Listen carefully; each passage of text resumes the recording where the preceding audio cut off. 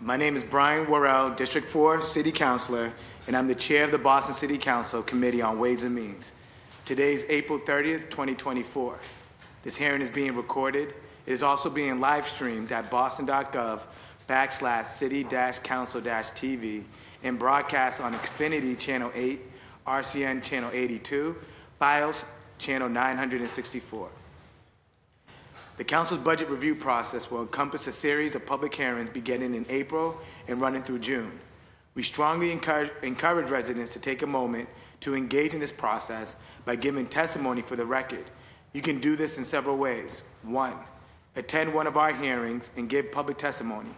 We will take public testimony at the end of each departmental hearing and also at our next hearing dedicated to public testimony, which will be held on Tuesday, May 22nd at 6 p.m. The full hearing schedule is on our website at boston.gov/council-budget. You can give testimony in person, here in the chamber, or virtually via Zoom. For in-person testimony, please come to the chamber and sign up on the sheet near the entrance. For virtual testimony, you can sign up using our online form on our Council Budget Review website or by emailing the committee at ccc.wm@boston.gov. When you are called to testify, please state your name and affiliation or residence and limit your comments to a few minutes to ensure that all comments and concerns can be heard. 2, you can email your written testimony to the committee at ccc.wm@boston.gov.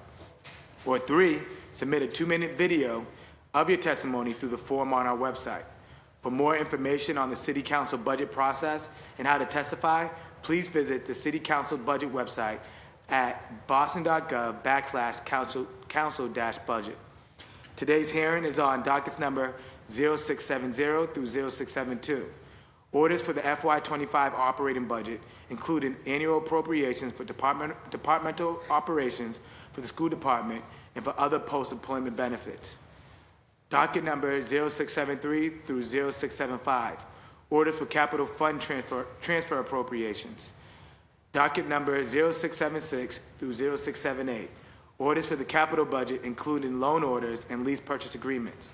These matters were sponsored by Mayor Michelle Wu and referred to the committee on April 10, 2024.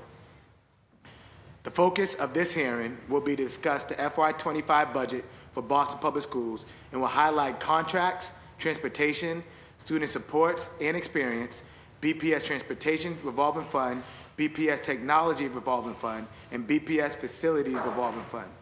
Today, I'm joined by my council colleagues in order of arrival, Council President Louis Jen, Council Pepin, who is also the Vice Chair of the committee, Council Coletta, Council Santana, Council Mejia, Council Murphy, Council Braden, and Council Flynn. Now we'll turn it over to, let me acknowledge who's on today's panel. We have the CFO, CFO Bloom, Deputy Superintendent of Operations, Deputy Superintendent DePina, Deputy Superintendent of Equity, Community, and Family Advancement, Deputy Superintendent Tavares, and is Corey? I don't see Corey here. And that would be, say it again? He's around. Okay.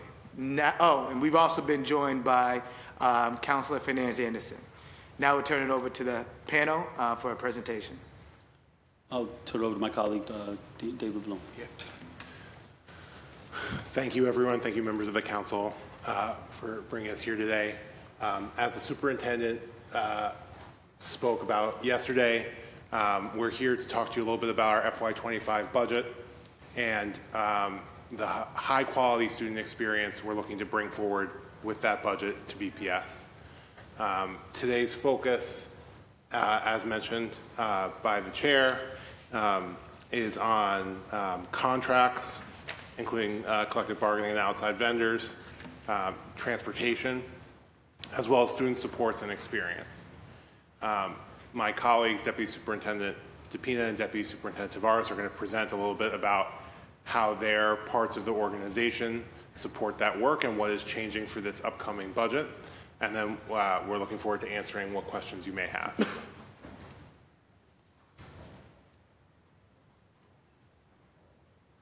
I'll turn it over to Deputy Superintendent Tavares. Talk a little bit about her budget. Good morning. Thank you for having us here today. Specifically, when we think about the community work that we are engaging in, the investment for that community work requires very purposeful, targeted supports, but also investments. And in one of the ways in which we are really focusing the outreach and the collaboration with community is in very targeted and specific community meetings that are happening with the superintendent and our team and community leaders that are also chosen by the community. In other words, we have, for example, this evening, a wonderful opportunity to meet with the Arabic community, which is one of 11 meetings that we've had across culturally and linguistic communities across our city. Because as we know, Boston is an incredibly diverse community with many communities within our community. And when I think about the investment and the slide that is in front of you all, I think about the ways in which, how does that budget manifest on the ground and in the work that we do on a day-to-day. So I give that example as not just a slide with a number, but also the ways in which we're investing in staffing that are reflective of our community, very specifically, how we think about language and how the language of the staffing is reflective of our community, and in the ways we engage with them have to take into account not only the cultural and the linguistic capacities, but also learning from the community. And there is no learning from the community if we're not in the community. So I wanted to give a very concrete example of how the investments really impact the work that we're doing and how we're managing that work.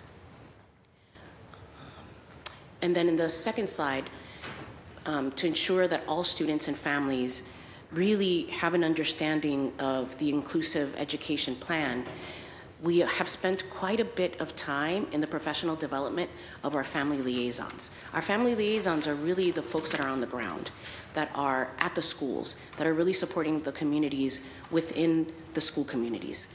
And that investment is really critical, specifically around the professional development that we're doing, not only from within the organization, but also holding sessions, as I mentioned before, outside of the community as well. And that's really in the ways in which I wanted to give examples of how we're investing not only budget, but time and investing learning. Great. And we'll turn it over now to Dr. DePina to talk a little bit about our operations division. Thank you, Mr. Bloom. And, good morning, Councilor Well and members of the City Council. As a quick reminder, our operations division comprises of our traditional operations departments, which are facilities management, transportation, Office of Information Instructional Technology, and our food and nutritional services under our chief operating officer, as well as 5 other departments: capital planning, finance, human capital, safety services, and student support. The work we do in our operations division is always in support and alignment with our district priorities. The FY25 funding recommendations were made with the same lens in mind, looking deeply at the work that was done with ESSER dollars and prioritized work that was effective in meeting our goals as we made trade-offs. To highlight some of these investments made across our teams, I'm going to talk a little bit about our transportation department. We continue to focus on driving improvements to serve our students and families through the new vendor contract with Transdev, continued hiring and training of bus drivers and monitors, and the implementation of routing and operational improvements highlighted in last year's Council of Great City Schools review. These efforts have been reflected in improved transportation services for students. For the 2023-24 school year through January, morning on-time performance has improved by 4.8 percentage points, and afternoon on-time performance has improved by 6 percentage points compared to the 2022 to 2023 school year. In addition, the percentage of trips missing GPS data has decreased by 4.1 percentage points in the morning and 5.4 percentage points in the afternoon. As you see here on the slide, we've also noted some cost increases in our transportation department, which we'll go into a little bit later on today, that we also strive to manage with our FY25 budget. With our Food Nutritional Services Department, our team has been focused on improving the quality of our meals. I'm happy to report that the USDA has recently sent out new guidance for all of the school districts in Boston Public Schools, thanks to our leadership in the Food Services Department. We're already at those standards and are a model for districts across the country. With that, we continue to work on fresh food and scratch cooking. We have a majority of our schools now able to do that work. Happy to talk more about that later on today. So we're making a lot of strides in that department, and the students are eating healthier, and it's really contributing to the social, emotional, and healthy well-being while they're in school. So I just want to thank the team for their hard work there. Again, we're the largest food buyer in the city of Boston. And we lead, we participate in the Good Food Purchasing Program. We're heavily involved in that, and following suit with the rest of the city on that work. And happy to talk more about food services later. So I just want to again thank my team. We've been focused on improving the quality of work on behalf of our students, and we're very proud of that work. And here to answer questions you may have about it. Thank you. I'm sorry, with the athletic department, I apologize. And student supports in general.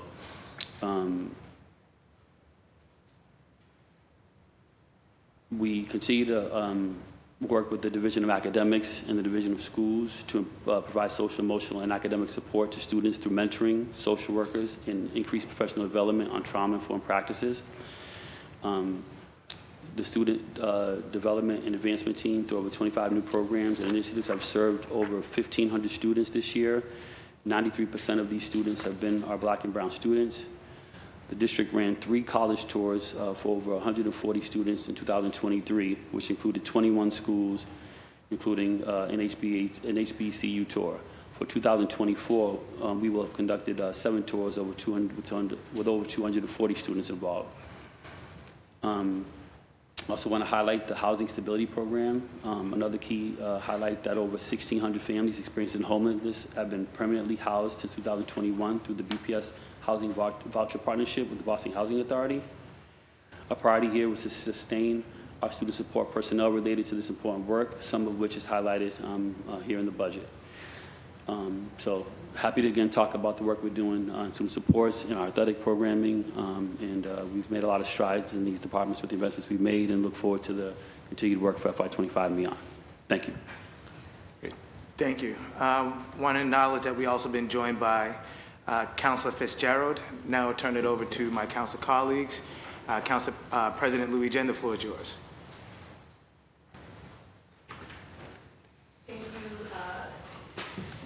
Thank you so much, Councilor, Mr. Chair, for holding this hearing, and to BPS for showing up for another round of questions. I think I want to continue to follow that thread around BPS transportation. We asked some questions and uplifted the work that's being done. See, Daniel Rosengard and Carla are here in chambers today. If you could talk about, and something the superintendent mentioned yesterday, is that we're sending out buses for students who are not taking the bus. Can you talk a little bit about the efficiency, what we're doing around that to make it, to better target the population of folks who are of our students who are having buses administered to them and who are actually taking the bus? Like, what are we doing to get better at those? Sure, targets? I'll start answering, and I'll call Dan Rosengard down to support. So we've been laser focused, and one of the recommendations has been to just really take a look at our ridership. Unfortunately, some of the delays we are seeing are because we have so many stops, and sometimes families are opting out not to ride the bus, which is their right to do.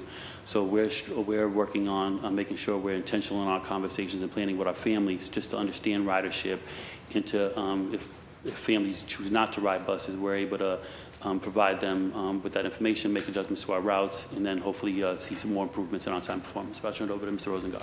Yep. Thanks, Sam, and thank you for that question, Counselor. I think it's a really important one. I think we know that we have over 22,000 students routed on our buses, but that not all of them use the bus every day. Do you know about how many? So 22,000 are signed up for BPS transportation, and about what percentage are actually getting on the BPS buses?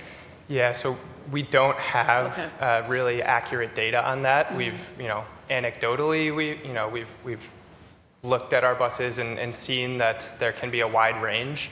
But yeah, we don't have really strong data on that, and that's actually was one of the impetuses for the technology RFP that we ran last summer, and that we're in the process of, finalizing implementation and finalizing the rollout plan for now, to put new technology on our buses, which will address kind of two really persistent challenges. One is providing GPS navigation directions for drivers to replace their current paper manifests, and two, to give us the ability technologically to track student ridership, so that we can first have the data that we need, and then secondly, think about how do we use that data to ensure that the students who actually rely on the bus every day are getting the best service possible. Thank you. Have you put forward criteria on evaluating whether or not what a successful pilot bus tracking program, what it looks like? Yeah, so we're in the process of kind of figuring out that implementation plan now. So I think we should relatively shortly, before the end of the school year, we hope to share a lot more details about that. Not ready to, not 100% baked yet, so don't want to kind of get too far ahead of myself there. But one thing that we're already doing for this summer for the extended school year program is, for the first time this year, we're assigning transportation for eligible students based on ESY extended school year enrollments. And that is a population in particular where we know that in past summers we've had many buses with almost very few students riding the bus, and that leads to really inconsistent service, in particular for our most vulnerable students who have extended school year in their IEPs. And so we've been working really closely with our OSS team, Office of Specialized Services, as well as the communications team, to get that messaging out to families and enroll families much earlier than we have in past years, so that we can route students based on who we know is actually going to use the bus over the summer. And so I think that, summer pilot will give us a lot more data, along with when we install, the tablets on all of our buses, to get a sense of, how we want to proceed from there. Thank you. I think I'm going to move on to some questions, but I appreciate those answers. I have some questions about extracurricular activities, which both not only includes athletics, but clubs and other activities that kids can engage in. Is there a current budget allocation that covers all of these activities, or how do we break that down for our students who are able to not only participate in different sports, but to be able to create their own clubs in schools? Yeah, so you're saying for things outside the school day primarily? Like after school. After school? Mm-hmm. So I think there's a couple of different places that budget lives. So the short answer is yes, but I'd love to tell you a little more about it. The first, obviously, is the athletics office budget for sort of those more formal athletic teams, sports teams work. And so there's the budget for the athletics office under Avery's leadership as well. Then there is some work on this team in the partnerships office, both through partnerships and before and after school, that we could speak a little bit more about. And then finally, what I'll say is each individual school also has their own specific plans and partnerships for what they do with their before and after school program. So some of them are run formally through our before and after school team and are centrally led. Others are school led. They've come up with their own plan. Okay. Thank you so much for that question. One of the many ways in which we support after-school programming, as well as what we refer to extended learning opportunities, is with those partnerships that Mr. Bloom just mentioned. Many of the schools, and right now we have approximately 800 partnerships across the entire district. Now that means that some of those partnerships are long-lasting partnerships, like the Y, just as an example, and some partnerships are newer partnerships, and then others are partnerships that are being vetted through to ensure that they're aligned with the district priorities. So it's all in in that configuration. And then they support different programmings across different schools, as you know, across different communities that have different needs. Yeah. And that in of itself is a whole ecosystem. Then to add to additional opportunities for students, we have our acceleration academies that happen during the breaks, like February and April. And we really need strong relationships with schools, but also strong relationships with partners that really support that work. And then summer, which we just presented at school committee, is an entire other layer to that incredibly thought of and planned I'll call it an ecosystem again, to offer opportunities across grade levels, because you know what a 4-year-old needs versus what a junior in high school needs, they're so different. And the different opportunities, like with internships and even working really closely with the city, with Future Boss, making sure that there are opportunities for students to have internships and work opportunities that are aligned to the things that they're studying, to that minute of a detail of making sure that the family liaisons, and I go back to them, understand the menu of what can we offer families, what can we offer students, and having that constant communication to also update what partnerships are still available. There should never be a place where a student is desiring to do some kind of activity in the summer and that we aren't able to connect it. Now that's easier said than done, but that's definitely the work that we're trying to manage. And I'll just briefly add, we do some programming after school through our Student Supports Office, and Corey McCarthy, who's joined us, can speak a little bit to that as well. Thank you. Good morning, everybody. Good to see everyone. So when we're talking about after school, a lot of our work is in response to what our students and our families are requesting. In student support, we have multiple touch points with our families on a daily basis through our social workers, through youth opportunities, through athletics, through multiple channels of our nurses and health services. So in response, given those touch points, we are always getting feedback. Every single thing we do, we get feedback. We have exit surveys, we have anecdotal feedback, and from those multiple layers of feedback, we've been able to figure out what our kids and our families want. So after school, you could have anything from a place of the college going process. We built an entire website called the Opportunity Lab. Any student from 4 to 8 p.m. From Monday through Friday could speak to a college coach any day between 4 and 8 p.m. But on top of that, a college coach in another district or let's say a suburb, parents are paying $12,000 per college coach to like you see people are actually going to jail for trying to get their kids into college.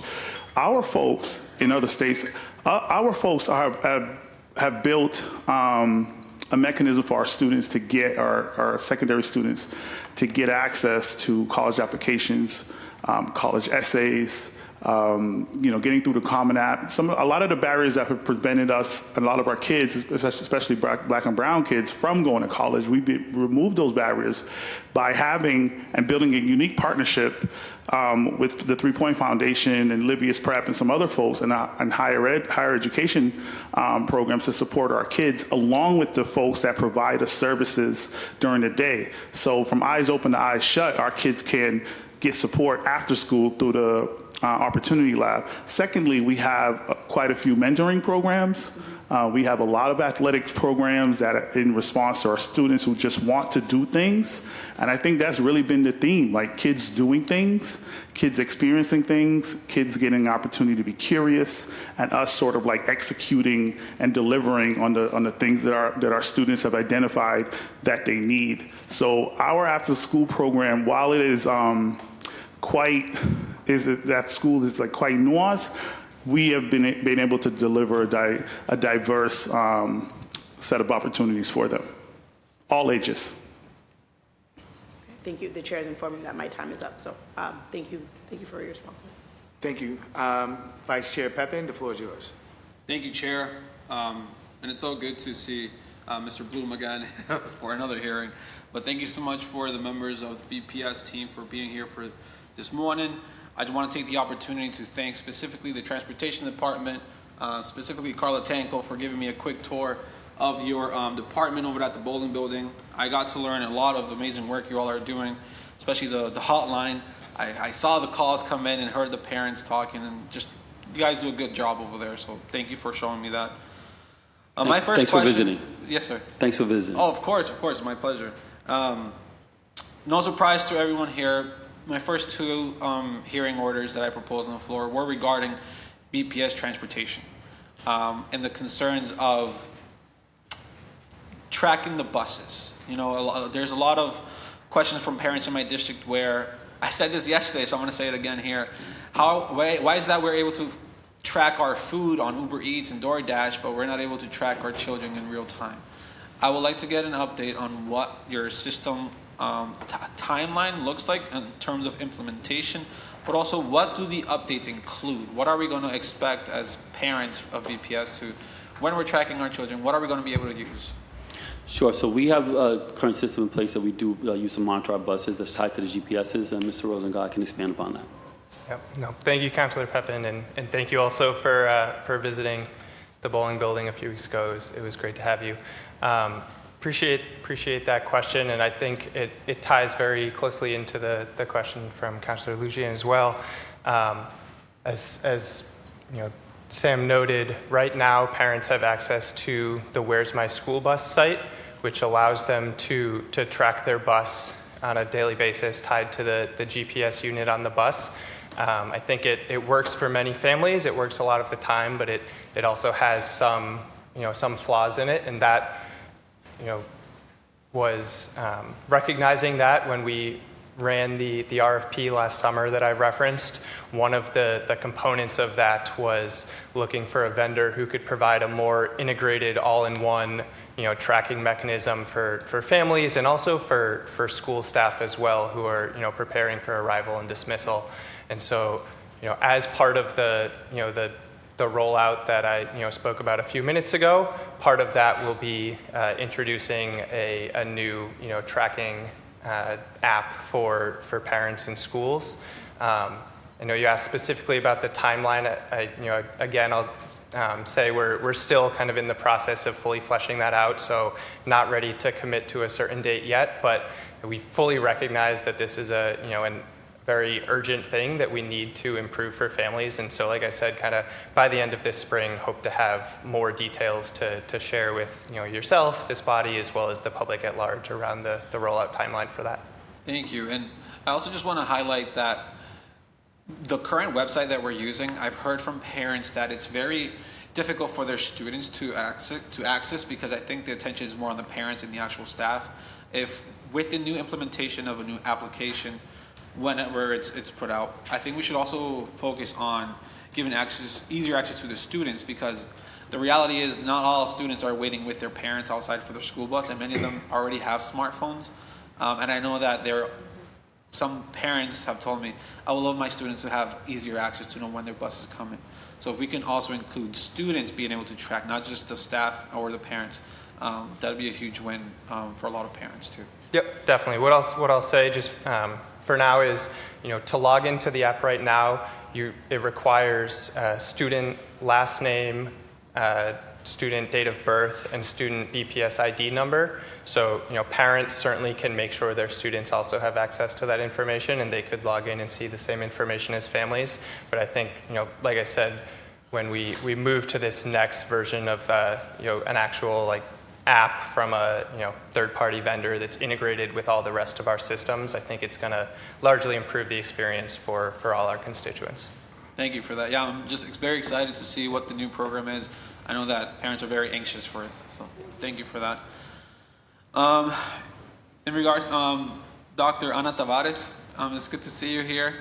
It's good to meet you. I don't think I've met, but a few weeks ago, I spoke with students at the BCLA school, all of which were English language learners from various Caribbean countries, and there was an overwhelming sense of agreement that, they weren't happy with the school lunches. And I think that a lot of students agree with that. But this group in particular brought up a very good point, which is about having culturally friendly food options in our schools. These kids were from Dominican Republic, Haiti, Puerto Rico, There's a Cape Verdean student there. So it's a very diverse range of students, all in agreement that they wanted something different to choose from at the lunch table, other than just a grilled cheese or chicken nuggets, which not very exciting. I would love to know if there's any new initiatives coming into BPS that can create some excitement for the students to actually want to eat lunch. So it's also very nice to meet you. And I know you must have felt that I was the cook in these between my colleagues and myself, and I am. I can throw down. And I will say, and you may or may not know this, I was the former principal at the Hernandez School, and I was there for almost 10 years, and we purposefully, and I'm going to say this publicly, y'all, had some foods available to students. The majority of my community Dominican, so Tamara, who's the amazing shout out to the cafeteria manager there, definitely had some opportunities to introduce some of those foods, of course along with the chef that was overseeing the nutritional services. So we did it in conjunction, and it was a part of a program, and it was a lot of fun. Nonetheless, in my role now, alas, I don't get to do much stuff with food, but my colleague here does, so he will respond. Yeah, thank you. And I'll briefly just open up and I'll turn it over to Annalisa Taylor, who's our Executive Director of Food and Nutritional Services Department. So we do provide a lot of opportunities for students to give feedback and families to give feedback on the menus that she'll elaborate on. And I just want to also highlight that as far as, being more culturally sensitive, for the first time this year, we did roll out halal meals in our district, and that has not been done as far as I can remember here in the district. So I'm just proud of the work that Annalisa and her team have been doing to launch that up. So we're really sensitive to cultural diversity in our menus, and she can speak more to that in more detail. Hi. Having cultural flavors on our menus is one of our big focus areas this year and going into next year. We are currently doing student taste testing with our new menu items for next year, and we have a minimum of 2 cultural flavors every week. One is a Caribbean bowl, which our students are helping develop the flavor profile with our chefs this year. And then we have, because we have such diversity in Boston Public Schools, we do one menu for the whole district. We are introducing next year student choice menu days. And so our students just voted last week on from 4 dishes for the dish that they would like in their school next year. So on student choice menu day, it'll be a different dish, whatever the students voted on throughout the whole city, so that students can choose the meals that they really want to see. And we're able to bring more cultural flavors to our students with the menu that we run. How often will that be?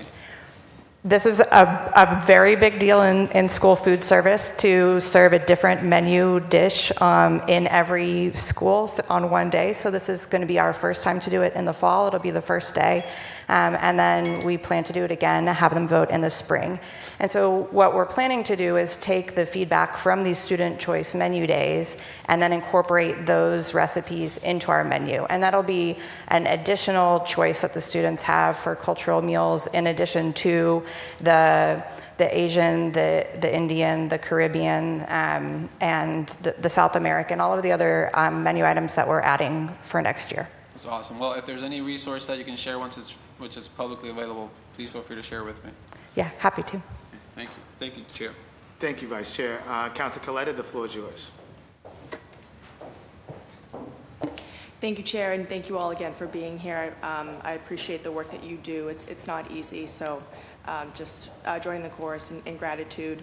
My questions are mostly focused around equity, family, and community advancement. It's great to meet you, and thank you again for your leadership.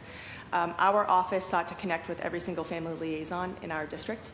I think we met with about, 15 of them out of 17, and they are quite literally the front lines of each individual family and student's needs. And we thank you to Gabriela Ramirez, who is my outreach and community manager. She met with all of them and created a really comprehensive list of just various needs, and I'd love to share that with you. I know it's not something that, or it is something that you already know, but I just want to put it on record. So 8 out of the 15 shared that they have families on the homeless list. 9 out of 12 shared that housing and food insecurity are the top issues that families are facing. Some schools have a food pantry, and others are looking to start one and would like to be connected with potential resources or partners that could help kickstart it. A majority of them shared concerns with the misunderstanding that families have that BPS is going to solve all of their issues and has all of the resources on hand to fully address their needs. Emergency response for liaisons isn't clear, and they struggle to find resources for families. So for example, the Patrick J. Kennedy in East Boston, there was a family that was displaced by a fire in December, and the family didn't have a place to sleep. The Bradley has had emergency situations where a family doesn't have anywhere to sleep that night, and just recently there was a tragic fire in East Boston that displaced about 20 families. And the O'Donnell School right now is going through an incredibly difficult time with the loss of a young student there. And I'm literally texting right now with the social worker who is a rock star, Vivian Rodriguez. She is amazing. She's providing housing support to the mother right now. And so I think that it's clear just here, and I say that out loud to say exactly what some of your liaisons are dealing with. And other schools are higher need than other schools. I mean, my district is a tale of two cities. We have well-resourced schools in the North End in Charlestown, and then we have the PJK in East Boston. And so the inequities are quite visible. And so I'm wondering about the $950K in housing stability and wraparound services that is listed in this presentation here. I would love a breakdown of these funds, and can you just expand what this is paying for and if it's going to help some of these family liaisons with the challenges that we're seeing manifest in my district? Thank you so much for that question, because really your question hits to the core of the work. And the way that you shared the inequities even across this one region is really representative of what we see across the city and across our district. So I really appreciate that very specific way in which you encapsulated a lot of the things that we know we struggle with as a district, and that we rely on the partnership with the city in order to address all of those needs of our families. We couldn't do this work alone. The family liaisons cannot and do not do this work alone. And one of the shifts that are happening, not only was I a principal for years in the Roxbury community, I also worked with Tommy Welch as a school superintendent, and was fortunate enough to have spent most of my time in Alston Brighton, shout out to that community, and Roxbury. Those were my two areas. And understanding even the complexity of differences across communities is something that you articulated really well. I would say, so yes to all of those things that we are very hyper aware of, especially the ways in which, when I think about our migrant families that recently arrived, and the way in which the team, and I have to say, led by Chief Sanchez and her team, they literally wrap their arms around the families in Melnia Cass in a way that I am forever grateful to that team, and is indicative of how, when the city and the district and social workers and family liaisons, when we all come together, the power of really changing children's lives can actually happen. And to your question around those disparities, those are the things that we on a daily basis have to face. And I'm glad that it's on the record, because it being on the record means we all collectively take responsibility for ensuring that our families receive what they need. And that's the continuous work. That's the everyday work. That's every hour, every minute work. And I know that that's the work that all of us in this chamber are most passionate about. I know that the teams that we have are passionate. Vivian is a great example. We have many Vivians. And then we have folks that are really new to the position. Even within the 17, if I were a gambling person, and I'm not, but if I were, I would say even among that 17 that you were able to receive stories from, many of them, like their years of service in that role varies. And then their ability to connect with different agencies varies because of their experience.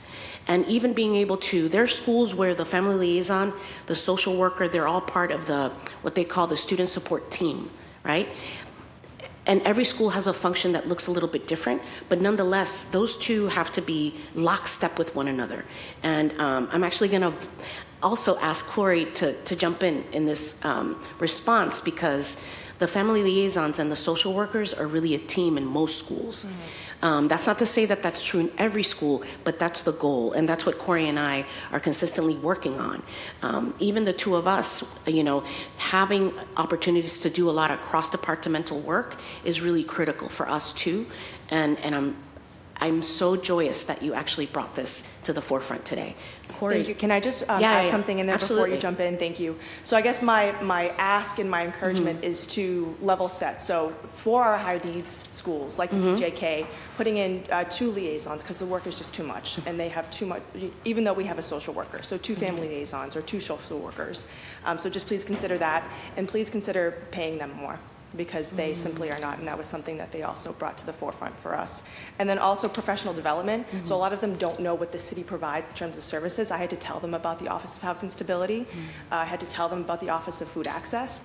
And once they found out about this, they were overjoyed. And so now they're able to connect families to these sort of resources. So talking about professional development, that's just something to consider. Sorry, I wanted to add that. Actually, Corey, before you take that on, I love the fact that you're sharing this, because it's also really important for all of us to also understand the structure of support. So for example, family liaisons have family engagement facilitators assigned by region. And right now I'm blanking if it's Eleni or Lisette in East Boston. But nonetheless, every single region has a facilitator that is responsible for answering all of those questions. So for our newer family liaisons that may be really new to this role, it makes sense to me that they may not know exactly where to go and what to do and who to mobilize. There are a few things that we have to hold ourselves accountable for. One, if that school leader is not someone that's a resource to the family liaison, Tommy would need to know that. If a family liaison is struggling, I would need to know that so that I can speak to the facilitator. I think these are things that are really critical, so that we, instead of trying to figure things out, exactly what you're doing right now, collaborating with me, so that we can make sure that the resources, the information, and the ways to connect across really happen in real time, because our families can't wait. So I am absolutely going back to my office and checking that out. Because I want to know what the facilitators are actually sharing with those family liaisons, that they didn't know that really critical piece of resource. And that's something that we can always improve on. And thank you for that response. I really appreciate it. And I know how hard you work. And they do feel supported. I don't want to misrepresent what they were saying. It's just that they just don't have certain information, or it seems like information and resources that are available to them have not been made clear to them, or have on an infrequent basis. So. And we can always improve communication. That's like key. And always improve the professional development. They receive professional development on a monthly basis, and it can always be improved. Thank you. Thank you. Corey, I don't know if you wanted to respond, and I also know the breakdown of the 950. Yeah, the 950 for housing stability. Thank you. That's our contract. That entire amount is our contract with family aid to run the fund, to run the program.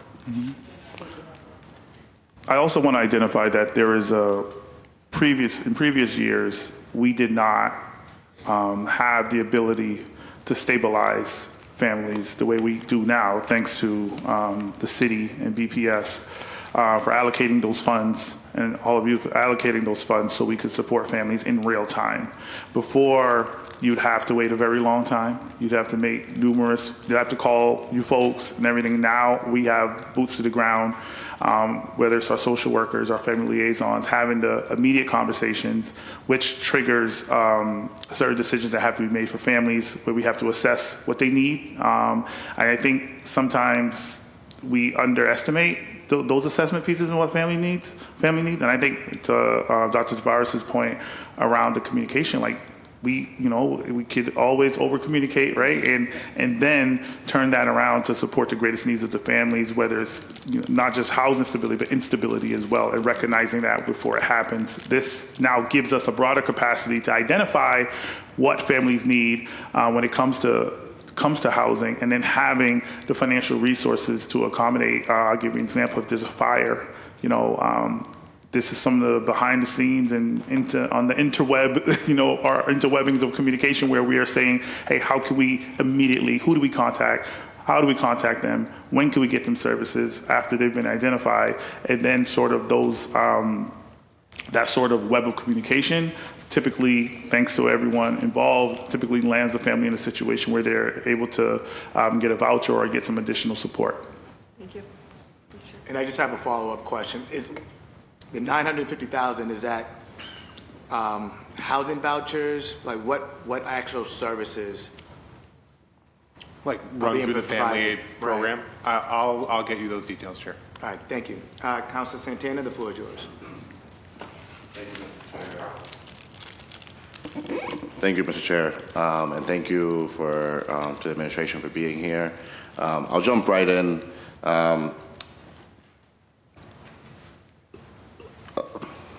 Deputy Superintendent DePina, nice to see you, and thank you for the work that you do. I want to bounce off of one of the questions that one of my colleagues, Councilor Pepin, brought up earlier about our food in our BPS schools. So I'm glad to hear the initiatives for next year and the steps that you're taking right now to incorporate students in that process.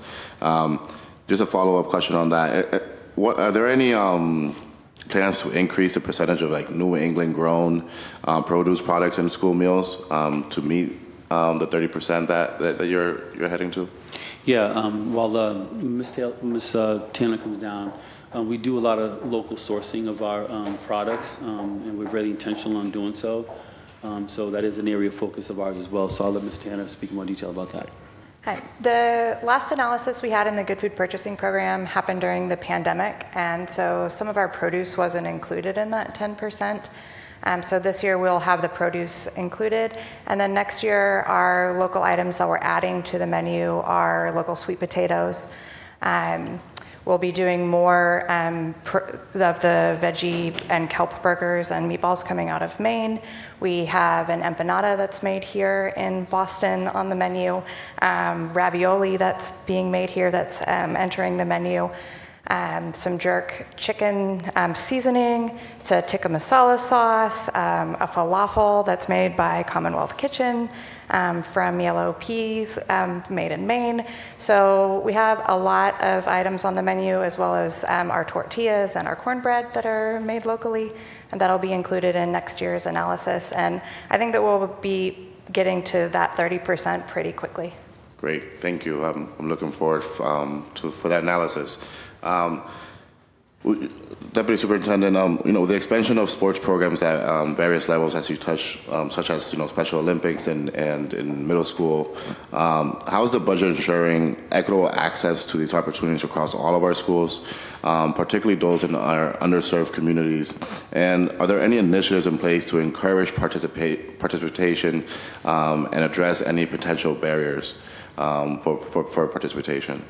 Yeah, we're not alone in low participation numbers across the state with athletics, and we are doing a lot of good work around trying to recruit and find ways to increase our participation. So I'll defer to Mr. McCarthy and or Mr. Esdale to speak more about that. So while Avery's headed down, I think we, more than ever, my 20 plus years in BPS and being involved in athletics, I think more than ever this is our greatest point where we are super competitive with other districts. Before we were definitely under-resourced. Now I feel like we're super competitive. We are now able to offer opportunities for our students, not just after school, not just the high-level athletes, for the beginners, for the elementary students, for the parents to get involved. I think that's how you don't just develop a player, you develop a family. You develop a culture of competitive sports, and that sort of lands, as we all know, the research, better improved grades, better social emotional learning, better communication. So I continue with just really identifying, like, adding new sports. You know, we're proud to add golf this year and provide opportunities. We're proud to add additional sports and provide exploratory for not just our high-level athletes, for our ready-made athletes. We are really chasing the developmental piece for our athletes and through our programs and opportunities. I'll hand it over to Avery. Yeah, good morning, everybody. Just to follow up, Dr. DePina and Mr. McCarthy, I think our biggest thing in athletics has really been around trying to uncover who the students are that are interested in participating. And then once we've figured that out, identifying what we really need to do to get them out and participating. So I know specifically in programs that we've offered, we really tried to work on aggressive early timelines to identify that. Worked with transitioning to some electronic forms that translate into about 39 different languages, so that we're able to get responses back from parents and know that students are eligible. And then I think even on a larger scale, looking at what the barriers are. So like physicals is a big piece with us. We're running an event on May 18th where students can come and get an athletics PPE free of charge with our partners from Mass General Brigham. So it's really working on those pieces. And I think that the other pieces, we really have had some good dialogue, not only within our organization, but at the city level around athletics, and really trying to figure out what are the strategic moves that we need to make, and kind of learning from the schools what they're interested in so that we're able to respond to that. Great. I appreciate that. Thank you. My next question regarding the increased cost of transportation. Can you explain the factors contributing to a notable increase in private transportation for students in transition? I know Council President Eugene asked a similar question earlier, but just kind of want to understand it a little bit more. How is the budget really addressing these increased costs while ensuring reliable transportation services for all of our students? Sure. While Mr. Rosengart's coming down. Oh, there he is. You might as well just jump right in. Sorry. Yeah. Thank you for that question, Counselor. We have seen a really significant increase in the number of students in, experiencing homelessness or in DCF custody, or many newly arrived students to the country this school year. And so that has, put a significant strain on our budget for, private transportation for students in transition. So that is an area where we're seeing a significant overage for FY24, and we are projecting it to continue to increase pretty significantly next year. This is, of course, transportation that we're legally required to provide, and these are some of our most vulnerable students. So we do everything we can to make sure that they get consistent, reliable transportation. We work with a network of 7D vendors that we have contracts with to bid out these rides and provide transportation services to these students. And then just the industry itself is going up in cost as well. So all utilities and all those fuel. Yeah, just to make a quick plug for this. Yeah. This is actually an area of, I think, where we can come to some alignment and support. There's a part of the state budget that reimburses districts for certain of these expenses that is not always funded or fully funded. And so there are often years where there are expenses we're allowed to claim from the state for reimbursement under this program, but the state sort of runs out of money before they can fully reimburse, because they sort of have rules about how much they can reimburse, but only if the funds are appropriated. And this transportation part gets reimbursed after the tuition part gets reimbursed. And so that is often an area that sort of runs out of money, not every year, but some years. And so I think one of the things we're working with IGR and other folks on is to ensure that as the state budget, comes around, we make sure that this part of the program and reimbursement is fully funded. Great. No, thank you. Do I still have some time? Great. One final question. The Operations Division funding priorities for FY25 include providing social and emotional and academic support to students through mentoring and trauma-informed practices. Can you provide more details on how these priorities are reflected in the budget, particularly in terms of staffing and program implementation? I believe this is for Chief McCarthy. I don't know if you can speak more to that. Yes. Okay. So, we are championing the champions of making sure and ensuring that our students are provided with the appropriate supports for mental health. And our budget for FY25 truly reflects an opportunity for us to grow beyond our school hours when it comes to providing support for our students. We now have the opportunity to provide social workers consistently in the summer for our summer programming.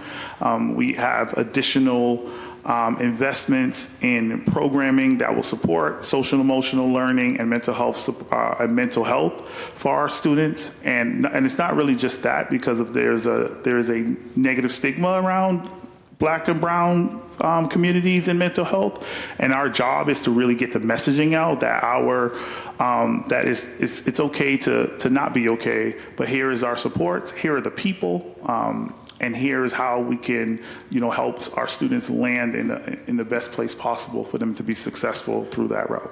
Chief, yeah, and how does that look? I agree with everything you're saying, and I really like these investments. What does that look like in practice, though? So, for after school, for the summer program, what does that look like in practice when we're, getting these adults in with our students? So we can get you. We'll circle back and get you the exact numbers of the staffing breakdown of what we have. I think that's probably easier. Okay. All right. Thank you, Mr. Chair. Thank you, Councilor Santana. Now we'll go to Councilor Murphy. The floor is yours. Thank you. Thank you, Chair. Thank you for being here again. Some of the topics that I was going to ask have been brought up, but I'll go forward with them. The family liaisons, as we know, are vital members of our school communities. And when I was still in the classroom, not all of our schools had them. And now I appreciate that we're investing, that it's not a choice, like, do you want them? Do you think you need them? That we're all going to have them. And the questions around, do they have the resources they need? Do they have the relationships and partnerships with city departments? Do they, to connect, to offer meet the needs that the families come to them with? We know that our schools can't and shouldn't, right? And these budget hearings are about how are we making sure our children are learning, our children are safe, our children are getting what they need. But these family liaisons are, in many schools, lifesavers. And I think probably, I would assume, taking some burden off our school nurses and our school secretaries, who definitely stepped up always, and custodians in those positions, or the lunch monitors. They now can, kind of field a lot of those questions. And when I'm in schools, I do see that those relationships are there, so it's wonderful to see. But I think on the same line that Councilor Coletta talked about, are we making sure that, because we have a city hall full of departments ready to provide those services, so making sure we're connecting them and not putting that burden that they think they have to figure out, how do I house, how do I feed, how do I get clothes? We have resources out there. So you did touch on it, but wanted to just put that also back out there, that we don't want anyone to think that they have to do it alone, nor should they, because at the end of the day, we do want to make sure we're here in this chamber also talking about all of our children reading and all of our children, learning at our school level. The buses, you said 22,000 students assigned to buses. Who rides the bus has been brought up. I think what I heard is we don't really have that data, but I do want to say, I know from being a teacher for 24 years, there's admin or staff assigned to AM and PM bus duty, and we check everyone who gets off in the morning, so we know, and we make sure we know who gets on in the afternoon to go home. So we do know it at the classroom and the school level. How is that information then not brought into some system so that we have it at the system level? Because we absolutely know who gets off the buses in the morning and who goes home on a bus every day. Sure. Many years ago, I would say back in 2006, there was a system that we had in place where that information was tracked and supposed to be logged in. But at that time, we went away from it because the consistency of getting that information live and daily was just not reliable, and it wasn't providing real accurate data. Sometimes people were able to do it before they left for the day. Some people didn't. Some people did it before the 11 a.m. shut off, and they didn't. So we went away from that system. But the direction we're going in now will be able to give us live information, on the spot, and be more reliable. So the live, I would assume, is for mom or dad to know, Tommy got on the bus, he's 3 stops away, I know he left school. That would be more, I would assume. Or you're at the bus stop waiting, where is the bus? Is it almost at our bus stop? But the bigger question for me is the investment, the money we spend on transportation. Everyone sees the empty buses that drive by us. So there's two parts of that data. One is to track your own child and to make sure, and every classroom teacher and principal is relieved when everyone gets home safely at the end of the day, and we know that we have another day of getting children home safely. But the bigger question for me is, many times my class size, 24 students, I knew, a week before school started, 18 of them were not going to take the bus, right? That data is at the classroom level. And many parents don't have to and don't want to give the bus up altogether if they're going to take it. I know there's always situations where parents do want to keep the service just in case there are days they want it, which is something I think we also at some point have to discuss also, if that's something. So I know many other cities and towns, you either sign up for it and you're on, or you opt out and there's more of a procedure to get back on. But if you want to touch on that, please. Thank you. Yeah, no, I think appreciate the question, and I think as Sam said, there was a very decentralized school level process a number of years ago, and I think you're right that many schools likely do have good data on this. I think it's also likely true that some may not. School administrators are asked to do a lot of work, many different things, and we do not want to be adding another layer of daily responsibility to them, and so that's why the direction we're going is looking at a much more kind of systematic, central, how can we use technology to make sure that we're getting accurate data here rather than, asking schools to do all this manual work every day. And so it will be for the schools and the parents to track the bus, but it will also be for us to gather, the full picture of, data on who's riding the bus. The only other thing I just want to say, because I think a common refrain from many folks, including myself, is you see all these buses on the road and they're often empty or half empty. I think when we actually route the buses, we have a period of what we call deadhead, which is the period where the bus is going from the yard to the first stop, or from a school that it just dropped off at to the first stop for the next route. That, even with routing as optimized as it can be, given the distribution of students and school assignments in Boston, deadhead consists of a very substantial minority of the routing of the bus. And so even if all students who are assigned to the bus rode every day, you would still see, Absolutely. 30-40% of the time empty buses. Yeah. You could be going from the first stop to the second, not the last. I mean, maybe like they do with MBTA, a not in use sign, just so people know that this bus is not currently transporting, because there is that time between like the 3 different pickup times. We collect a lot of data. What do you plan on doing with it if you do have a system where you're getting accurate data? What's your goal with that data then? Yeah, I think that's a really important question. I think step one is, have accurate data. The next step is community-led and community-involved conversations around what we want to do with that. I think you referenced there are many other districts, both suburban districts or other comparable urban districts across the country that have much stricter policies around transportation ridership and not letting families kind of pick and choose and keep a bus seat that they don't use. I think that conversations around whether we wanted to go that direction need to include the entire Boston and BPS community. But I think in order to have a productive conversation there, step one is have better data. Thank you. Yep. Appreciate that. As student enrollment, as you hear, continues to decline. We continue to have more money in our budget. And I do appreciate that these hearings are an opportunity for you to highlight like where we're investing that extra money. When my first budget hearing season in the 22-23 school budget, there were $72 per student we were spending directly on academics. Last year, we did say we increased it, but it was temporary up to like 95 or 6, but that was with temporary ESSER funding, which we know is gone. What is the exact dollar amount per student we're spending on athletics for this coming school year. Yep, so our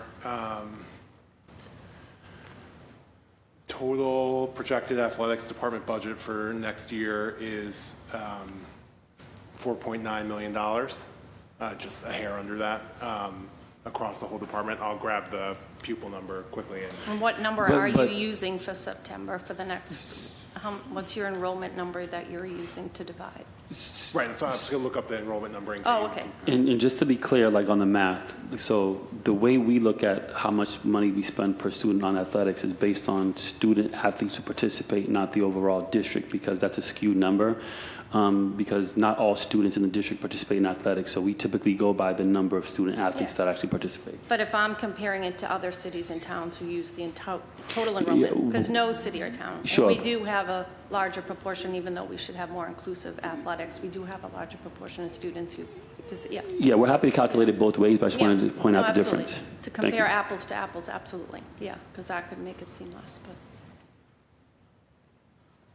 I might need to come back. No, you can come back to me, but before it's over, I'd love to know what number, because we can divide that for all of the budget lines here.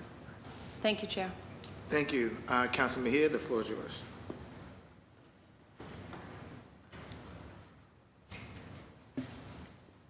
Thank you. Thank you. Thank you, Chair, and thank you, friends, for being here. Friends, for now. I'm just joking. Corey, let's start off with you. I'm really excited. I remember we hosted a hearing here, and there was a young woman who testified. And she was up in arms and really upset about athletics and the lack of programming. And you ended up finding a way to give her leadership and provided her a platform. And it's You Got This, right? What's the name of the basketball program for girls? You got it, girl. You Got It, girl. And I just want to acknowledge, right, that sometimes people walk into this chamber and we tend to, we have a hard time embracing people and their rough edges, right? And sometimes people feel like they need to be something else just to be heard. And she was so upset. But you found a way to channel that energy, and you created an opportunity for her to utilize her skills to really help support BPS in ways that the moment was calling for. So I just want to acknowledge that, because it takes a lot of courage to hear the truth. And then when you hear it, to do something about it. And I just want to congratulate you. Thank you. On being able to embrace this young woman and find some really powerful ways for her to be an asset to BPS. And so that is amazing. And I'd like to see BPS do more of that in other ways. So I think that everyone can learn a lot from that playbook. So I'm going to talk about parents, because parents are showing up to our schools really upset. Oftentimes because issues of bullying or harassment or just neglect is happening to their children. And so by the time they get to the school, because they've been dismissed as much as they have, they show up with a lot of rage and oftentimes are met with resistance.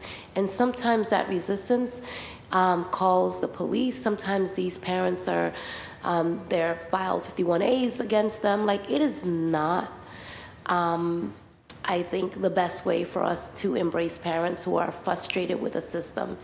And I know, Anna, you and I have talked about ways for us to develop conflict resolution programs. How do we embrace parents? How do we create opportunities to provide guidance and leadership development for these parents instead of just locking them out? And the reason why they're so upset is because we have failed them. And the way that we meet them is with more resistance. So I'd like to hear kind of what are we thinking from a community engagement standpoint to really help deal with some of the conflict resolution issues that so many of our parents are experiencing in the Boston Public Schools. You shouldn't need to press anything. Thank you for that question. And yes, we've had many conversations about how to support our parents right now. And I appreciate how specifically you're also having us think about embracing those rough edges, because they do walk into the building feeling a certain kind of way about the way their children are treated and how they've been treated as well. And we've been highlighting the family liaisons quite a bit in this conversation this morning. And I will say that, and I know you know this, Councilwoman, that it's never just one person at a school, that it has to be a team approach. And when I think about the work that Corey leads with the social workers, and I think about the work that my team leads with the family liaisons, really having that cross communication. And I mentioned earlier the student support teams. Many schools whose teams are functioning understand the families and the students that are struggling in those particular ways. Like, if you know your community, you know who's struggling and who's showing up at the main office, struggling with even communicating what their needs are. And calling the police or filing a 51A is never and should never be the first step in that relationship with that family. So that's the work that we're doing in conjunction with the social workers right now. And something that is really important for this body to know, Councilwoman Murphy mentioned this, we went from not every school had a family liaison to bam, 115 family liaisons. And that's gonna take, it shouldn't take too much time, because I know we're always, we're trying to do it as quickly as possible, but we also have to calibrate. Yeah. And the calibration is where the real work is, to make sure that everyone has the same training and expectation of how we treat parents. Yeah. And that's the work we're doing now. And I appreciate that, only because I am one of those, I am a parent, and Sam, you know me in my advocacy world and how I showed up. Is very similar to how I still continue to show up in this chamber despite it all, right? And despite these rough edges, this is what we're all working through, all of that. And so I think it's important for us not to dismiss parents, particularly parents who may not have the best communication skills or may not know how to show up in certain spaces, because we're fed up, right? And we have good reason to be. And I think that that's part of the trust building exercise that I think that we are going to have to do a better job, because even still to this day, parents are still feeling dismissed by the system, right? And so I'd love to see in this budget some more efforts being made to conflict resolution and peer mediation for parents in particular, and some programming around that. Because I do believe that they are part of the solution. And sometimes we are seen as the problem, and I think that we can change that narrative by being more intentional and paying parents to participate in peer leadership programs in which they are the conflict resolution facilitators. And I think that that could be part of the safety strategy that we all have been talking about, and I think they are the missing link. And that's a good way for you all to figure out how you tap them in. The other piece that I want to talk a little bit about, so I'm sure you guys know Leon Santiago Rivera. He's been doing a lot of work with the Tobin School around access to healthy water and the signage, and we've been working with him to help support him in that work. And so there's something to be said when parents are really taking on the initiative, and I think Parent University, can really be a training ground for parents to actually be more engaged in their parent councils, and I think he really represents what it looks like when you create opportunities for parents. And I'm curious, what innovation are we looking at for parent development and leadership? I almost feel like you were at our last meeting. Carmen Vega, who leads Parent University, and our wonderful Chief Sanchez are really working around exactly what you just delineated. Like, in what ways can we reinvigorate Parent University. During the pandemic, we went to this, like many of us, into Zoom. So we had workshops and things for parents via Zoom, which worked for that time. And now it's more of a hybrid model, but what we're recognizing is that our community needs to come together. Mm-hmm. So one of the things that's really needing to shift, especially post-pandemic, is relying less on the Zoom and really going into communities much more and having more opportunities for also a push-in model at the school level, and also bringing folks together. And Carmen and Magali are really working on those pieces right now. Yeah, I love that. And I also think that, and now I have two more things before my time is up. One is that I've worked with the Sumner, and the Condon School recently reached out to our office, and so we've been trying to work with them on developing their family engagement for Spanish speakers, because the parents who don't speak English really don't understand parent councils, and so we've been doing some training and some education work, but that should not be coming out of my office. Or I think that that's something that I think that there should be a line item specifically for native language, family engagement, development, leadership development, and I think Councilor Anderson has been talking a lot about ESL and supports for English language learner parents. And I think there's an opportunity for us to support that work, because those then are parents that then can work within BPS. And if we're really looking at workforce development, parents are the ones that should be working in our schools. And there's ways for you all to create a parent pipeline. And then, since I'm talking about workforce development, Sam, this is specifically for you. And I was also at the McCormick, and they all talked about the food. So I just want to give a shout out to those students for advocating so much around food, because I'm here for all of it. But I want to talk about the bus monitors. I really want to talk about the bus drivers, and I think that, we are concerned about their quality of life and what we're going to be doing to support higher wages.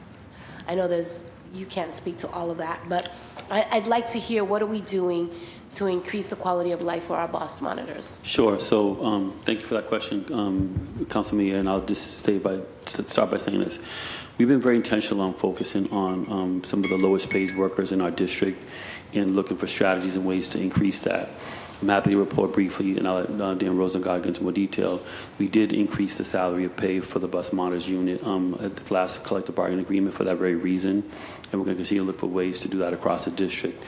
As far as the pipeline for parents, I also want to commend you for raising that, because we did and have some success with that in our food service department. So we are able to take on board cafeteria staff and support them with that as well. So we're sensitive to that. But as far as the bus monitors go, we're sensitive to the salary, we're sensitive to the wage needs, and we've done some work on that as well. I'm going to say something, and I said this at my last hearing. Sure. Yes, I appreciate parents going into the food services, but I really want BPS to stretch themselves, because not all parents are just going to work in the kitchen. I'm just giving you an example. I'm just Counselor. letting you know. I appreciate I'm having some adverse reaction to that, because I appreciate my that. mom has worked in the food industry for the past 26 years, and she's just now literally making $20-something an hour. I'm just giving you an example that we're getting families into our pipeline. I'm giving you an example of our cultural training that we're doing with our parents as well. Because I need them to sit in your seats. I do too. Yes, you're right.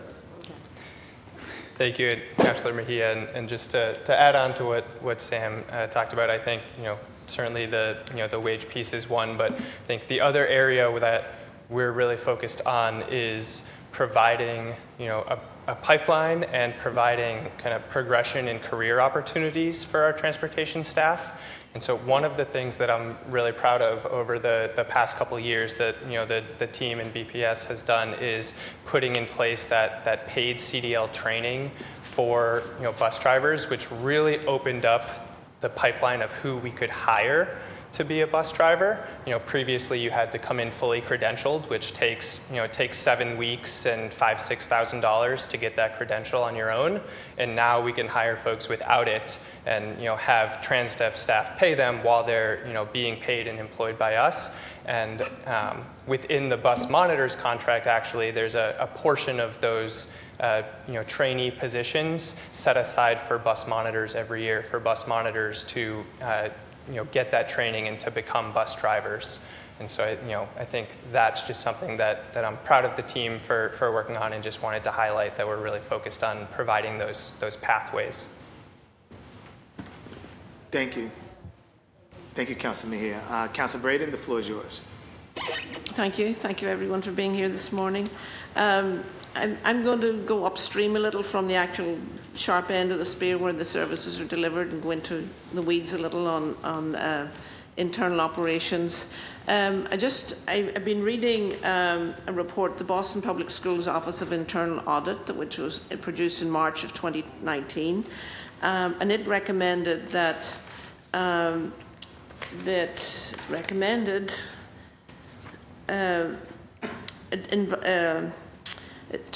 executive they had established a task force from diverse backgrounds and experience. They created a mission statement.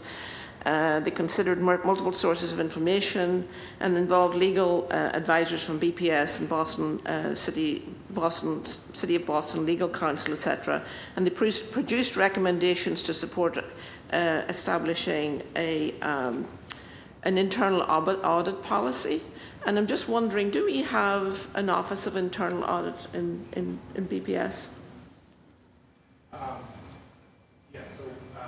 We've certainly done a lot of work since then, and we've essentially split the work into two pieces that sit in two slightly different places in parts so they can check each other. First is we have, for the portion of that relates to finance in particular, we have an Office of Internal Controls and Financial Procedures built into the Finance Department now that we did not have before based on the recommendations from that audit and 2 or 3 subsequent audits that we just go through every year as a part of that. The other thing we have now is a Director of Compliance and Risk Assessment who reports to the Chief of Staff directly. So you don't have a chief audit executive on the executive team? Like, you don't have somebody who's sort of the buck stops with them and they're responsible? We don't have a chief audit executive because we are a city department and the city auditor is our chief audit executive. Okay. I'm sorry, we did establish more internal controls within BPS is what I would say, Council Braden. The mission statement was to enhance and protect organizational value by providing risk-based and objective assurance and advice and insight. The Office of Internal Audit helps the City of Boston Public Schools to accomplish their mission by bringing a systemic, disciplined approach to evaluate and improve effectiveness of governance, risk assessment, risk management and control. It seems so we didn't go down that road and follow those recommendations of having a chief audit executive person. We didn't do that. We don't have a chief position in the BPS department as the auditor because the city auditor is our chief auditor. Okay. All right. So that brings me then to if we're not doing a very good job then. We're not doing a very good job at monitoring independent audits of federal grants, for example, going back to 2015, is highlighting some significant deficiencies, material weaknesses in things like, what does it say? 2022, Title I grants for local education agencies, September 1st, 21 to June 30th, 2023, internal control and compliance over payroll costs, material weakness. Title I grants for local education, various internal control and compliance over annual report card, high school graduation rates, material weakness. So, outside auditors are looking at what we're doing and this is putting us at risk here. Yeah. We're not doing a good job. We need to tighten up here and do a better job at controlling how we're spending our money, accounting for how we're spending our money. Because this is important. I really appreciate that, and I think I'm cautiously optimistic that the next report we get on that audit, which is wrapping up right now, will show we've cleared 2 or 3 of those findings. So I think we've done a lot of work over the last couple of years to expand the office inside BPS that is focused on internal audit. We have a director of that office, and she's done a lot of work to ensure that we're clearing these audit findings and making sure our policies and procedures are up to speed. And Councilor Braden, I'll just briefly add, for the last maybe almost 2 years since I began to work more closely with the Finance Division, we've done a top-to-bottom internal analysis on all of our workflows, functions, roles, responsibilities, of the different folks within the finance department. Since then, we've also consulted with about 15 or so other school districts and consulted with the Council of Great City Schools around our practices. And we've developed a strategic plan of work that we're doing for the department that's different than what we've been doing in business in the past. In the past, I would describe that we've done a great job at developing budgets, but done a really poor job at actually spending the money. Yeah. I think that's something we own, and I think that's something we're working on. And some of the work that you'll see with the added staff, for example, we've expanded our business service office. We're now focusing on other areas of the unit, and I'm confident with the work that we've done, we'll move the department in a better place. So this was a report that was funded by Boston Public Schools with the approval of the school committee in 2019. Mm-hmm. And I'm sure that these are no slouches. These are people from John Hancock and Deloitte and Wolf and Company and Bentley University and Cambridge Savings Bank and Liberty Mutual. These folks know what they're talking about. So why did we not follow their recommendations? Councilor Braden, I can't speak to why it didn't happen in the past, but I know under my leadership, we've been laser focused on how we spend our money and looking for ways how we monitor, track within the grants, within with all those areas that you highlighted. Well, still think we're doing a sloppy job. We are. We're getting better and we're on a course to correct. This budget is $1.8 billion. That includes the pilot funding. Sure. Pilot. Payment in lieu of taxes, yes. No, not pilot. The payment in lieu of taxes? The grant funding? The charter school funding. 1.8 billion. That's more than 1/3 of the entire city budget. Every other department's coming in here and we're grilling them from ours to account for how they spend $4 million. And you folks are getting $1.8 billion and you don't have a robust internal auditing process. Following recommendations from a high-level group that came in 2019 and said, this is what you need to do to tighten up. This is sloppy and it's unacceptable. And the folks then were cutting money from the coalface, from classrooms. We're taking money out of classrooms, and we can't get our act together. This is not good. I appreciate the feedback, Councilor Braden. So these reports, finding 3, Title 1, internal and control and compliance over annual report card, high school graduation rates, material weakness, recurring prior year findings. We must report graduation rate data using a 4-year adjusted cohort. To remove a student from a cohort, we must confirm in writing that a student transferred out, emigrated or to their home country or deceased. 9 out of the 16 students removed from the BPS Student Information Management System, BPS could not provide any written documentation. Insufficient review of documentation before removal, misstating the number of students in adjusted cohorts. In April to June 2022, BPS contracted with Ernst & Young to complete a review and make recommendations over student withdrawal, how students were removed. How do we track? Because the money goes with the student. How are we tracking who's here and who's still here and where did they go? So I was a part of the team that worked with Ernst & Young to develop the recommendations for improvements to our process. So in the most recent cohort, after we implemented those recommendations of the 60 selections, we were able to provide documentation for every single student and where they went. So we have a robust rebuilt process based on the recommendations from Ernst & Young that's been implemented, and I am fairly confident that we will be, the most recent audit will find we are in compliance. So would you be able to provide this council with the Ernst & Young report? We'd love to take a look at it and see what they recommend. I can go back and through. Okay. Uniform guidance, audit requirements for federal awards currently available through financial year 2022 on the City Auditor website. Financial year 2022, Title I grant money that passed through DESE was $32,735,203.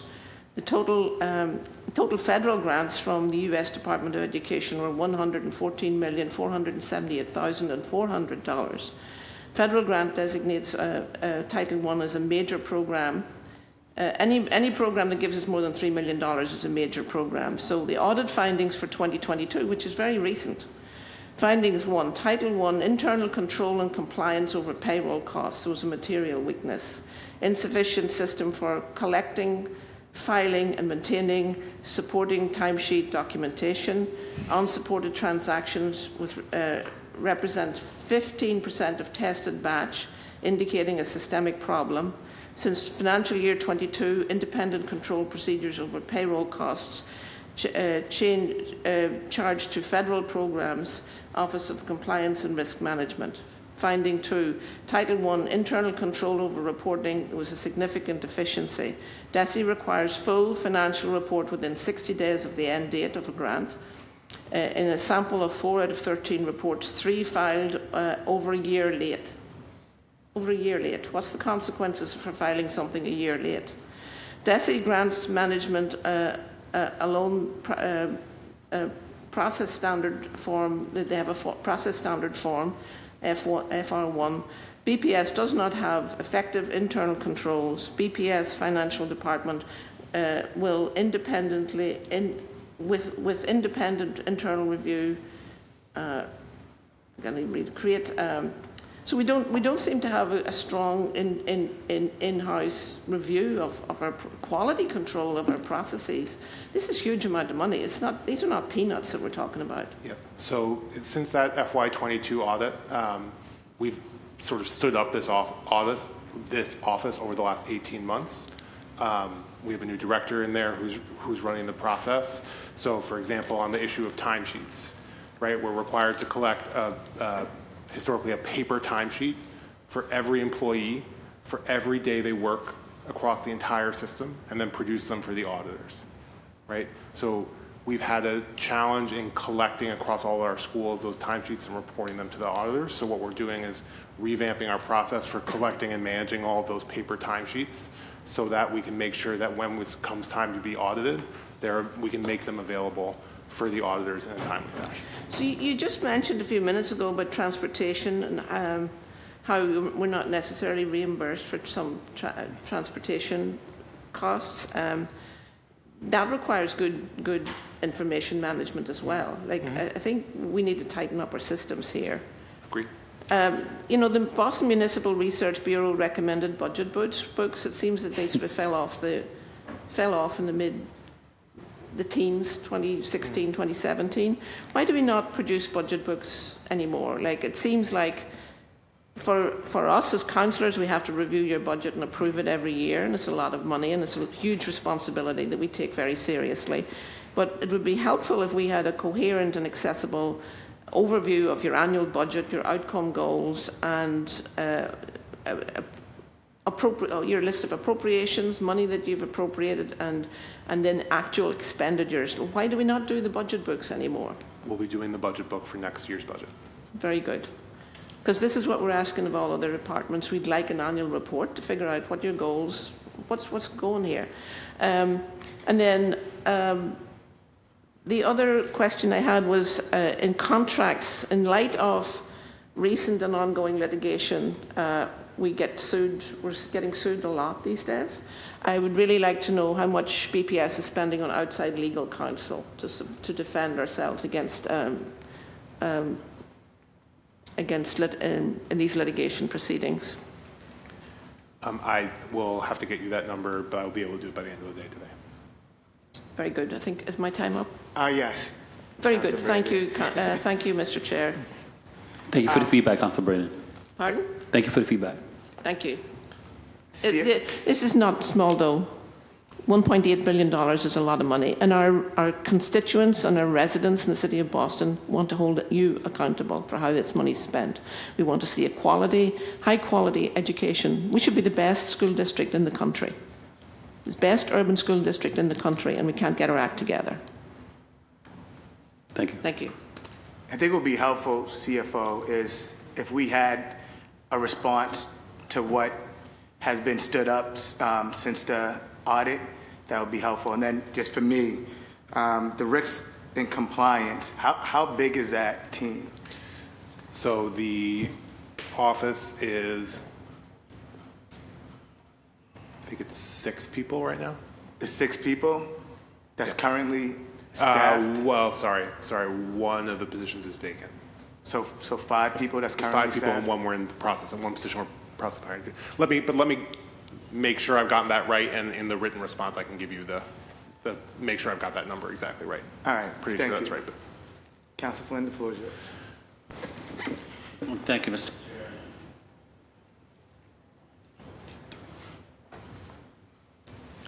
Thank you, Mr. Chair. Thank you to the administration team that is here. What can BPS do to ensure that there is no school transportation challenges for our student athletes? Have we made progress on that issue? Yeah, sure. And while Mr. Rosengart comes down, Mr. Avery's here as well. A couple years ago, we had a lot of challenges with our transportation with athletics.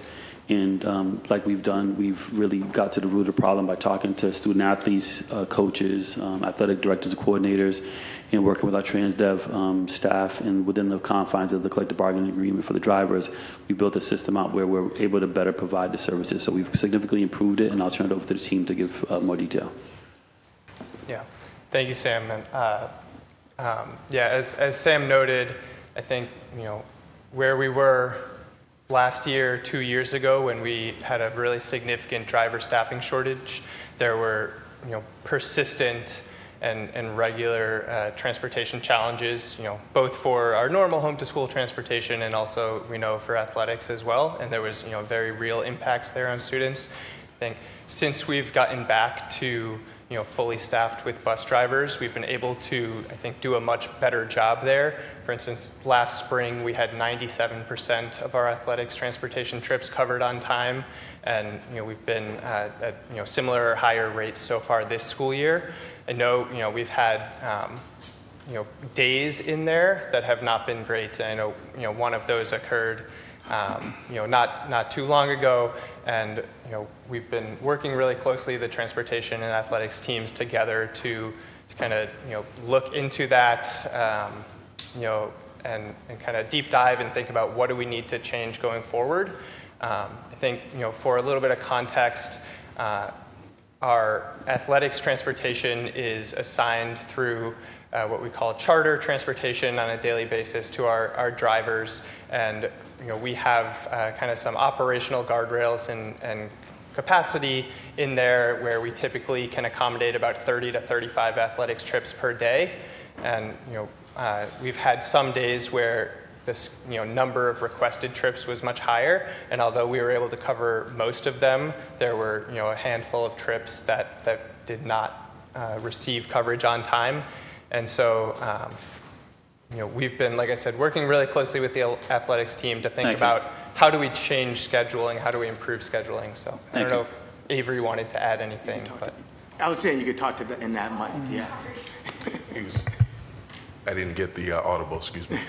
Yeah, and I think just to follow up with Dan, obviously we're very familiar with the transportation operation and kind of understanding the ins and outs, what we need to be aware of as we schedule, what things are challenging, just in the overall capacity of what we have to schedule for transportation. So I think day in and day out, we're discussing. We have a rhythm and a cadence of communication to really understand when there's going to be days with challenges.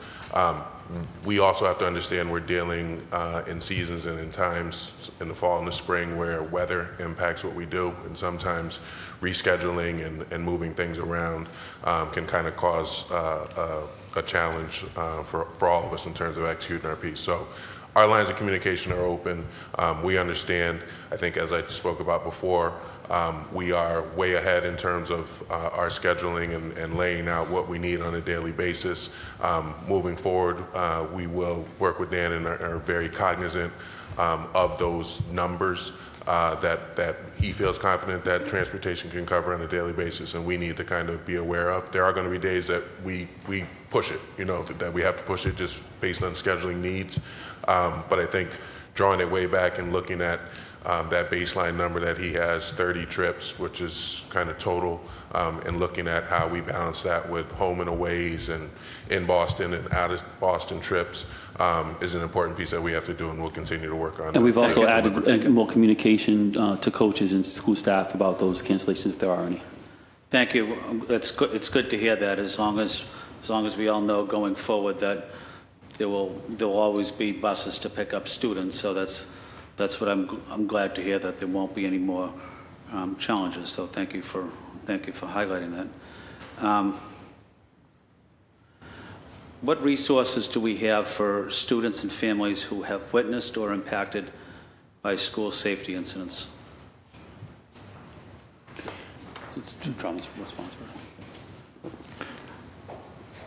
So we have multiple resources but we also work with our team to ensure that the families, because every situation is different, we make sure they get the appropriate response to their needs.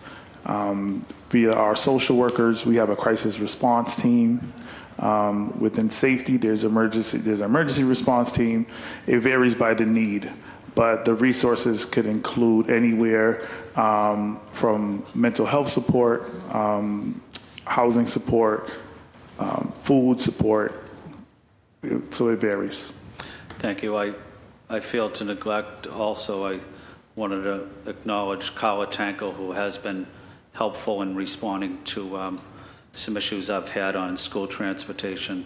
So I just want to say thank you to Carla and the team that she's with. So just want to say thank you. Let me go to a question I received from a parent. Does every school have an arts program and a music program? We have to get that data. I can certainly pull up the data for you. I think it varies. Okay. If a student has dietary restrictions, how does BPS work with them, with the student, with the family, to ensure that the school meals that they have is okay? Does this cover students who receive free school lunch also? Yeah, we have a process by families would disclose that information, and our staff take that into consideration, and we roll out the menus accordingly. If you want to add anything. So our families work with the nurse and with our cafeteria staff and our menu planner. We have a menu planner who's a registered dietitian, and she will work with the family to understand what those dietary needs are, create a specific menu for them, and then train the kitchen staff to be able to execute that menu. Okay. My final question. This summer will be coming up. What are we doing for students, BPS students that live in BHA developments? What type of services are we providing them? Certainly food access or sports or after school activities, but is there anything else that we're offering BHA residents who are BPS students? Yeah, so we're taking a holistic approach of outreach to our students, and we're not really differentiating where they live per se. So we are doing a lot of outreach and advocacy around like what programs are available. We're also working with our city colleagues around different programming as well, with our community centers, Swim Safe Initiative, et cetera. So we are doing broader outreach to all involved. Thank you. Thank you, Mr. Chair. Councilor Well, I apologize. I do have to leave, but can I recommend that my head of transportation and food services come down in my absence, and they can surely answer all your questions. Perfect. Thank you. Thank you, Councilor. Councilor Fernandez-Anderson, the floor is yours. Thank you, Mr. Chair.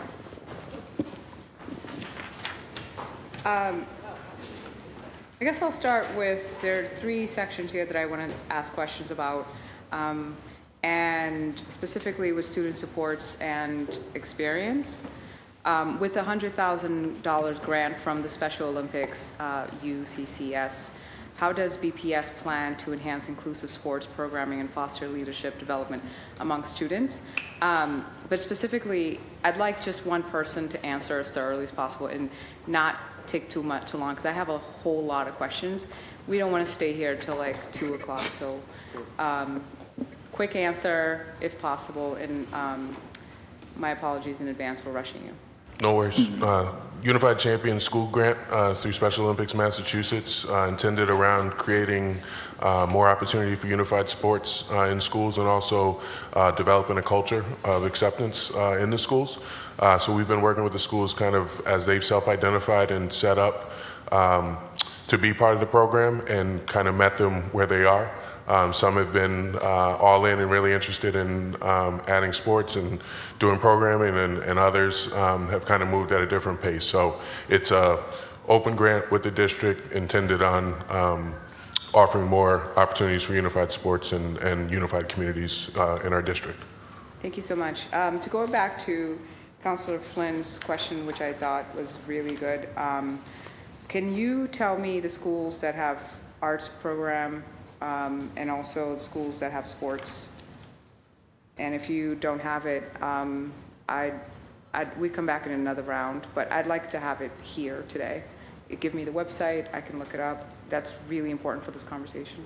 Yep, so just to make sure we heard you, because we're gonna have to pull that data for you quickly. You wanna know sports programs by school and arts programs by school? Please. Okay. Thank you. We'll work on getting that together. I think there was to Councilor Braden's question about the BPS internal audit. Tell me specifically, I think the deputy has left, but superintendent has left, but specifically what has he done or you guys have done in his leadership to implement recommendations from the audit? Because he kept saying, thank you for, I think this is you. Sorry, what's your name? I think it's me, actually, for the audit, for Councilor Braden's questions. Sure. Yeah, it was Dr. DePina and Michael. I didn't answer. Sir, what's your name? Corey McCarthy. No, sorry. Me? I don't have my glasses on, so I can't. okay. I'm not looking at people. No, Dan Rosengard from Dan? Transportation. Sam DePino was in this seat. Right. He had to leave. You're answering for Sam? No. Just I can speak You're just not to answering for Sam? transportation. I can answer for Sam on this. Got one. it. Thank you. So, what Dr. DePina did when about 2 years ago, right around when this audit finding came out, was we did a top-to-bottom review of policies and procedures across the finance department, but as well as other impacted offices. So, for example, payroll or our data and accountability and IT teams that work on the student withdrawals. So we did a full review of policies and procedures. Some of those involved outside entities. We've had multiple outside entities come in and support revising policies and procedures. We've also, over the last 2 years, created a financial controls team that is specifically working on compliance, resolving audit findings, and improving practices and procedures across the system. Could you send me something on those practices, those change practices that's going to implement the recommendations? Sure, and I can write something up for you. So hopefully reassure us that it's working? Yeah. Yes, please. For sure. Thank you. What is the financial audit task force? Is that a thing anymore? Last meeting in 2019. I don't believe it is a thing anymore. It's on your website. Okay, I will. Used to be a thing? Maybe? Maybe, yeah. I'll take a look at that. Okay. That's fine, thank you. And what measures does BPS take to ensure equitable distribution of resources across various student support and experience initiatives, particularly in underserved communities? I understand the tiers in terms of prioritizing whole child and all of that, the wraparound stuff, the housing stuff, and then you have the liaisons, you have the social workers. And yesterday we talked a lot about classroom inclusion programs and transitioning and how it's an option for either, not ELL, but option for children with IEPs, right? However, I think that, we're talking equity here, so can you give me sort of the structure of how you distribute resources equitably? For sure. I think, especially as we think about student supports and partnerships, and that sort of part of the work, because there's the academic component of it too, right? Of like looking at what students need for special education direct services or ESL direct services that we talked about a bit yesterday. But for the student support side of the world, one of the components of weighted student funding that we still have and that we are looking to build into our new system is a distribution of just sort of flexible discretionary resources for student support for schools based on the needs of students. That's not the 2.2 million we talked about yesterday? No, it's different than that, yeah, for sure. So you call it flexible what? Flexible resources is all I said in that moment. And so can you give me a number to that? What's the amount allocated? Sure. So one example is about $6 million for what we call the partnership fund. So that's a fund that goes to our neediest, I want to say about 1/3 to 40% of schools. It's about $6 million, and it's specifically designed for schools to create partnerships with outside organizations to provide additional resources, enrichment, and opportunities for students. And part of the idea of that when that was created was sort of a district pool of money to offset what is a lot of like often parent fundraising or other things that are happening in lower need schools. Also fundraising? It was sort of, we were sort of saying, okay, there are some school communities that maybe don't have as much fundraising going on, so we're going to give them this money to sort of supplement that, right? To supplement or to fundraise as well? Well, we're doing, there's a fundraising component as well, but. Got it. Yeah. And so but is that within individual schools or? So each school has a partnership fund that they work with their school site council or governing board or parent council or I understand. To sort of figure out what the right services are for their community. Thank you. So speaking of contracts, considering the significant increase in the budget for contractor services of 9.9 so-and-so million, which represents a 20% increase, could you provide more insight into the factors? You just mentioned $6 million to this partnership fund. What's the other 3.9 million? Yeah, so our contracted services increase are covering a few different areas. One of the biggest areas that's in here is actually food purchases, which is actually a contracted service. So the ones we still contract the ones we still have to contract out. Yeah. Our sort of wonderful local partner for vended meals is a little bit more expensive than some of our previous partners, and right, so we've needed to do some increased costs there. The other thing is just sort of as we've given schools money to move things off of ESSER, some of what that is doing is allowing them to maintain contracted services with partners or other outside organizations to provide that work. Finally, one other thing I would just note is that we also use our contracted services budget to pay for contracts for out-of-district special education, and the rates for those are set by allowable rate increases for that are set by the state. The most recent rate increase allowed was 14%, which was a pretty significant impact on our budget. Now, a portion of those are reimbursed by the state as well, so that did offset it to a degree, but that is something that is costing us money in that line as well. Speaking of wellness policy and stuff, so in school year 2021 to 22, BPS Wellness Policy Annual Report, it states that only 55% of schools serving grades 9 to 12 offer physical education to all grades as required. You see why I need the full list. In that same document, BPS recommends that we add one more PE staff. Yet we're seeing a 5% reduction in physical education spending, and our proposal would result in losing roughly about 5 FTEs. Can you explain that? Yes, I think we can certainly talk a little bit about, I don't know, Jill, do you want to come down and talk a little bit about the first part while I pull up the numbers on the second part? I guess let's go to the next question because we're losing time. For sure. And we'll come back to that. Another recommendation from the report is to build upon and improve supports for LGBTQ plus students. I'm curious to know which line item or line items in the budget accommodate this need. For example, the report mentioned that the number of GSAs in schools increased, which is great. But where does the financial support for that come from? Sorry, Should I go ahead? Jill? Yes, hi, how are you? Good, how are you? I could take that question first and then backtrack maybe to help with the phys ed one.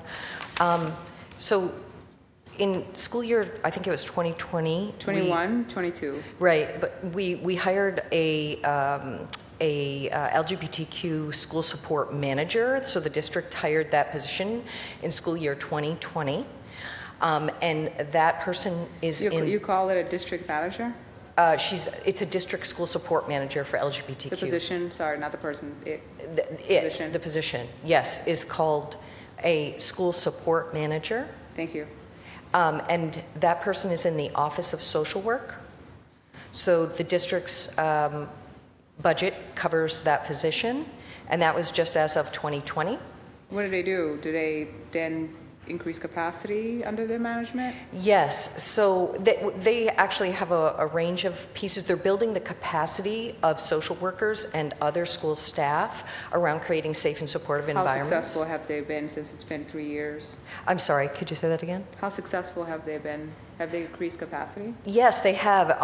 We definitely, they provide, and I just want to clarify, first of all, that person, I'm actually in the Division of Teaching and Learning, and the Office of Health and Wellness collaborates with the Equity Office and the Student Support and Social Work Office around LGBTQ plus supports. So some of the levels of details I might not be able to give you, like all the professional developments, the number of people trained, but we do have that around the LGBTQ plus supports.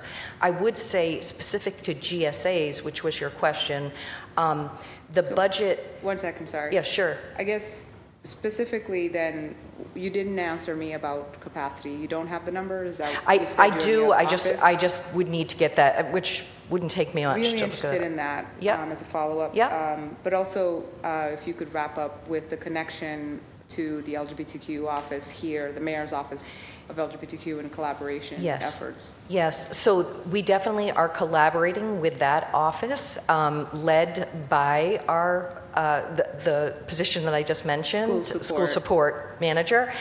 So we are collaborating with them, and like I said, providing both district-wide professional development as well as individual supports to schools with particular needs in that category. There was a CDC grant for the last probably 11 years that is ending, but we've reapplied for, that covers the cost of a GSA coordinator. Did you say CDC? CDC, Centers for Disease Control. Specific to health? It's really, it covers sexual health education, sexual health services, as well as various safe and supportive environment strategies.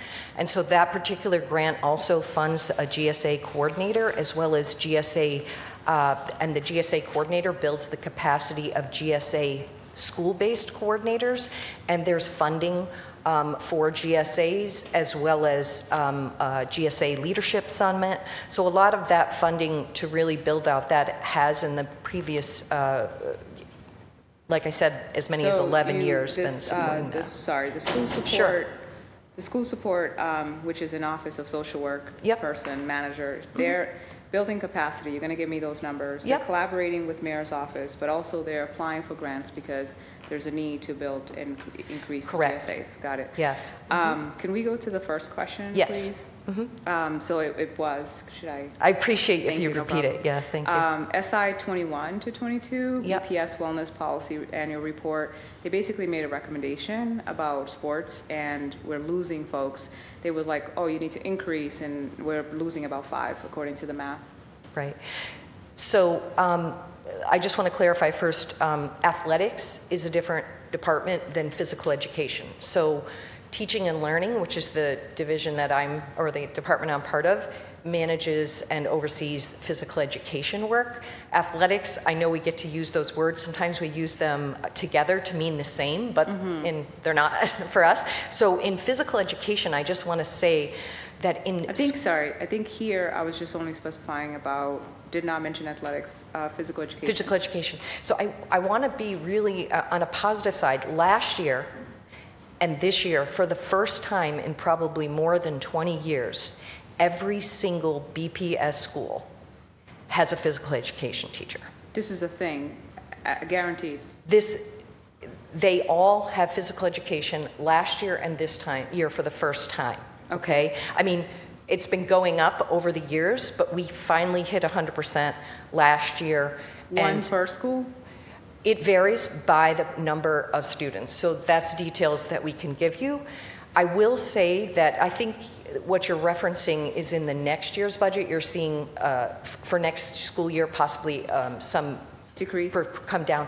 I personally don't have each of the school-based budgets.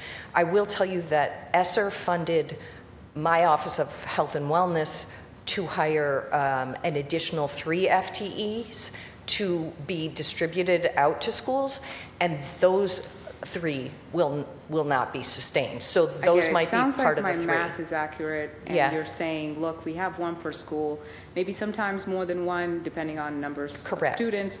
However, here, if you're going per pupil, and we're talking about the importance of physical education and wellness, we have to, I think it's a matter of choice and prioritizing, and this is what this hearing is for, right? So that we're having conversations, and as counselors, you, the experts, are offering us your recommendations or explanations to your recommendations, and we're saying, how are you prioritizing the whole child? Here with physical ed, it sounds like we're still in a deficit. We still have a deficit. Often it could be staffing or it could be scheduling. So there's issues with, you may have a certain number of staff, but fitting the schedules of all students to get phys ed every year like is required is the part that is a bit of a challenge, primarily in the high school grades still, but it is what we are working on to improve. Thank you so much. Appreciate your answers. I have to say, thank you so much. I'm really dissatisfied with the LGBTQ status in services. Would love to talk about how we can encourage BPS to do more, to do better with that.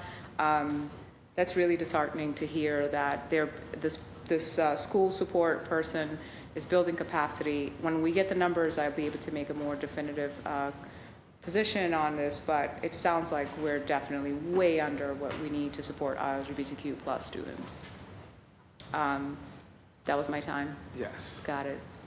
I'll wait. Thank you so much, Mr. Chair. Thank you. Councilor Fitzgerald, the floor is yours. Thank you, Chair. And thank you all for coming today. Very nice to meet you. First, I'd like to just echo my colleague, Councilor Braden's sentiments from earlier. As a BPS grad and as a parent of 2 children at BPS and hopefully a third in a year or 2, my wife and I are constantly wondering if we're giving our child the best educational opportunity that we could, right? And with the $1.8 billion budget, there should be a gluttony of services, support, activities, music, sports, overwhelming our students and our teachers. And, historically we know that the ROI has not been there. And I know you guys are looking to right that ship. So it takes a long time to turn around something like this that's been mired for so long. So I do appreciate your effort going forward. So we've heard a lot about this goal of having all services provided at all schools so that folks can go closer to their home, right? That's sort of a theme that we've been trying to say about having that choice. What does that goal of having more services in schools closer to the students that need it do to our transportation thinking or budget? Like if we're going, because right now I can tell you that I live on the same street as my son's school, and so the best part of my day is I get to walk him up the hill, and that's awesome, right? It's the best. I know not everyone has that opportunity, but if we are thinking about sort of being able to do that, how does that affect in the future? How are we thinking about, okay, well then that might be an effect on the transportation budget? Want me to take that? Yeah, thanks, sir. Can you hear me? There we go. Thank you for that question, Councilor Fitzgerald, and that is definitely a piece of the thinking here as the district moves, towards inclusive education in all schools. That will allow more students to attend school close to home, which allows more students to walk, which reduces the overall need for transportation, and also focuses transportation services on those students who really need it based on their their individualized needs in their IEP or 504 plan. So what I would say is, yes, the goal is to reduce the overall volume of transportation. What I would add to that is that, we know this is going to take time. We're not going to see overnight impacts here, particularly as the district makes these types of changes. We, in order to minimize disruption for families, typically, allow families who are already, at a school to be grandfathered in. And so the impact of this is going to be seen over, many years as new cohorts of students move through the district. But I think that it will have a, overall positive benefit on our transportation, both spending and operations. Thank you. And I'm not asking for a number because I know that we don't know that. But in a ballpark, right, the savings that we hope to see, I mean, do we have any indication of X percentage of students should start to walk to school and or, find other modes of transportation, and that should save us X amount of dollars per se? So what I would say is we don't have an overall ballpark. We are working closely with the capital planning office as they're thinking about different proposals and ideas, as well as the Office of Specialized Services in schools as they're putting together their inclusion plans to evaluate kind of individual proposals. For reference, if you will, to the extent that it's helpful, I mentioned earlier about a little over 22,000 students right now receive yellow bus transportation from the district. About between 6,000 and 7,000 of those students have transportation in their IEP or 504 plan, while the remaining about 15,000 receive it based on the school that they attend being more than a mile or a mile and a half from their home address. Understood. Thank you. This question might have been answered, but the answer can be briefer. But with the increase in homelessness and the newly arrived migrant students, what has been the impact on the budget, both transportation-wise and other? Yeah. For the transportation budget, we have requested and received a $3.8 million increase in funds for private transportation for students in transition for next year. And we are hoping that the state will end up reimbursing a portion of that through their existing process. And I will say, there have been other costs besides transportation, as you might imagine, but a lot of the students are going into existing seats, so the costs are less about the academic direct instruction and more about all of those wraparound services that students are requiring and making sure they're getting what they need. I think, as we look forward, I think that there's going to be a question about capacity for programs like our SLIFE program, Students with Limited Interrupted Formal Education, making sure we have enough capacity there as we see more recent arrivals with that interrupted formal education. But I think, as the superintendent mentioned yesterday, this program we're opening up in East Boston is going to help us build more capacity to serve new arrivals better. And what can we do to help? I know that you talk about the state, the reimbursement that can happen for transit, for the private transit stuff. Yeah. What can we do as a council to help make sure that the funding is appropriated so we know it is there to be refunded? I mean, I think just working closely with our IGR teams as we talk about our priorities for the state budget. It's one of those little unsexy items that are sort of annoying to put in the package because it's like the charter reimbursement. It's these things that they're not great sells to anybody as a state rep. I won this for my district, but they're really good sort of bureaucratic operational things for us, and they really do. I mean, it could be a difference of $3 million. Yeah. How much money gets put in that particular line item by the state. So if we work with our local electeds as well to help lobby them. It helps us just make sure that gets fully funded. Yeah. Nope, good to know. I'm happy to have a conversation later about what exactly that looks like. I appreciate that. Let's do that. What are we doing around fleet electrification, and are we pursuing state and federal grants that could help that? Yes, really appreciate that question. We're aggressively pursuing all available funding opportunities. Really excited that earlier just this year, it was announced that we had been awarded $20 million for the EPA Clean School Bus Grant, and then just last week, another $2.5 million from the Massachusetts Clean Energy Center grant, their grant program. And so collectively, those will allow us to purchase more than 50 new electric school buses. Hopefully we'll put the order in this summer to come in the next year, and then hopefully onward from there. And Dan, can you talk just a little bit about our lease purchase budget through the city, the operating funds, what that goes towards? Yep. Yes. Thanks, David. We also have year over year lease purchase funds from the city, which is just for fleet replacement in general. Our buses average 7 to 10 years before we want to replace them, and so those funds also are being used 100% now to take diesel and propane buses off the road and replace them with electric buses. And so right now, we'll order 20 to 25 buses per year just through the lease purchase line with the city. And I'll just add as well that with some city support from city ARPA money, the federal relief program, we were able to buy, we're not quite done spending it, we'll be done this summer, but that allowed us to purchase more charging infrastructure and other things like that to help make this program possible. So it's been it's felt like a real team effort across all of the sources of revenue. Now, I may be being a little bit facetious, but the idea is in 7 years, when we have to replace those buses, we can save that money because most people will be walking to school at that point. Right. That's the dream. That is okay. I just wanted to make sure we're on lastly, I've got my own thoughts on education and all, and BPS in general, and I call it it's my own AAA bond rating, right, of academics, athletics, and the arts. And those three buckets are really, if a kid can learn a language, play an instrument, and play a sport, I think you're going to have a pretty good, well-rounded kid that will be successful in life. And so the Devers School is the Boston Music Project that was at the Devers School. Their funding got cut. We had them play here in front of a Wednesday council meeting just recently as well. Do I know? I just kind of advocate for why that decision was made, or how did that funding get cut? Where did it come from originally? Where the Boston Music Project will no longer be funding at the Devers, yeah. Yeah. And why isn't it at every? I mean, I would love to see Boston Music Project at every BPS school. So, a couple things about that, and feel free to cut me off if I get too into the weeds here. First off, I'm not totally sure exactly what the funding source was for that particular program at that particular school, but it's possible it was funded with ESSER dollars that are coming to a close. Might be other things.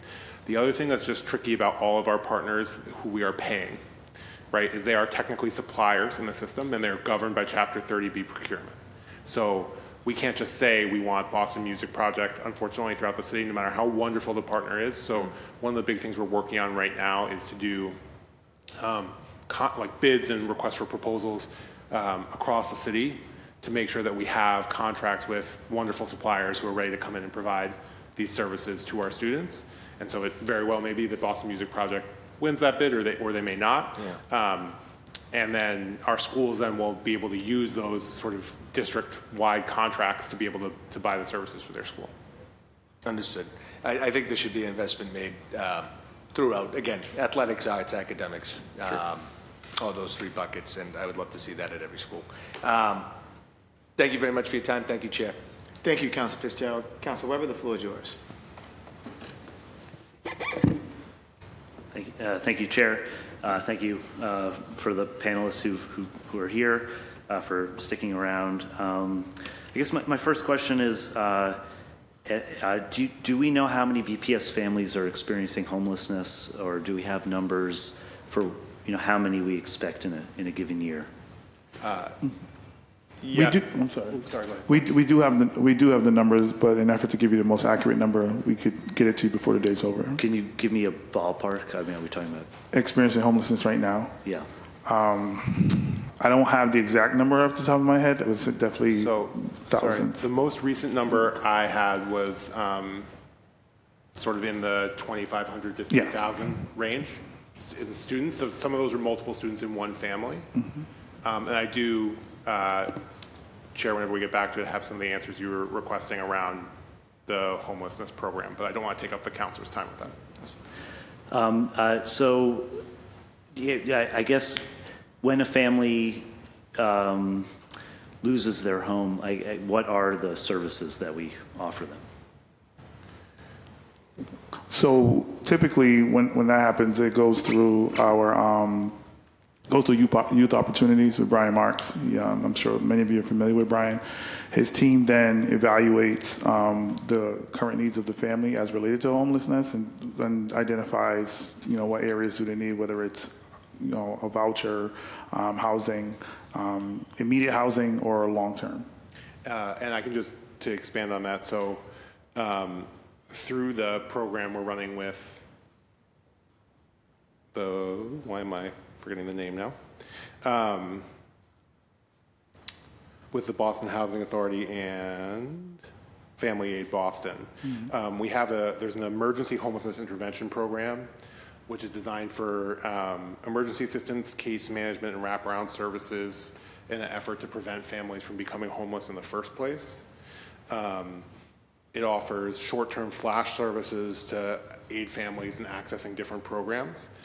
This is in addition to the voucher program that we're working with BHA and Family Aid on again to support families experiencing homelessness with Section 8 housing and city-funded housing vouchers through BHA in collaboration.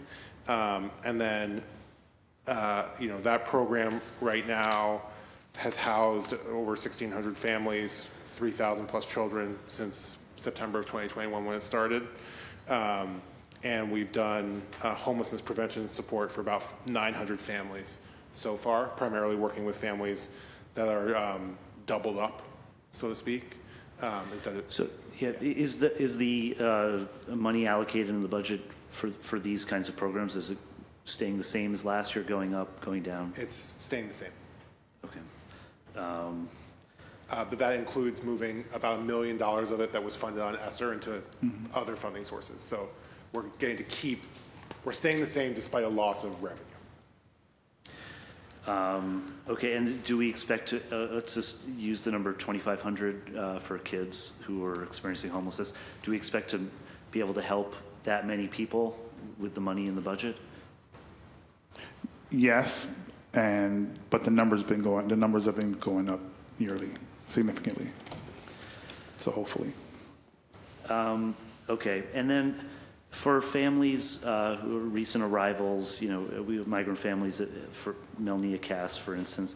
What is the expectation for those families? Because they're not going to live in that facility forever. They're hopefully going to, find permanent housing, find jobs. Are we expecting them to stay in BPS or even stay in the schools that those kids are currently attending? What's your plan? I think I think that's a question more appropriate for Dr. Tavares, who leads Family and Community Advancement. Okay, and then so I had another question. I think for you, Chief McCarthy. We're talking about student well-being and student safety, and my understanding is that we have restorative justice counselors. Yes, but there's only 8. For the entire district, is that correct? We have 9, 1 per region, and we have a restorative justice coach. We also recently hired a director of restorative justice. This year is a planning year for the team. We're really excited about some of the work that we've been able to do in terms of assessing what we need to sort of expand our restorative justice, restorative practices in our schools. I'm happy to elaborate more. I guess what would you like to see with an expansion a few years from now? Ultimately, we will love to see. It's a 3 to 7 year plan for an entire district to really transition towards restorative practice and restorative justice to embed in their schools. So in the short term, I would love to see more schools adopting restorative practices as a way to mitigate punitive discipline. We will love to see the shifts and for our schools to use restorative practices to sort of engage our families, engage our community, and have students be a part of that sort of conflict resolution or culture shifts, and building more communities of practice where there's less response to the act and more focus on the rebuilding. Well, yeah, I mean in terms of numbers of coaches, should every school have one?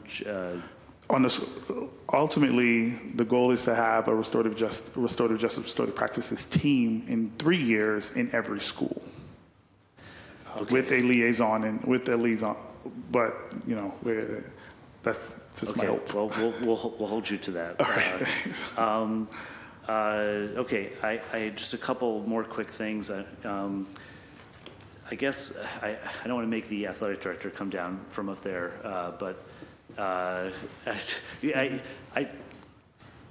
we got you.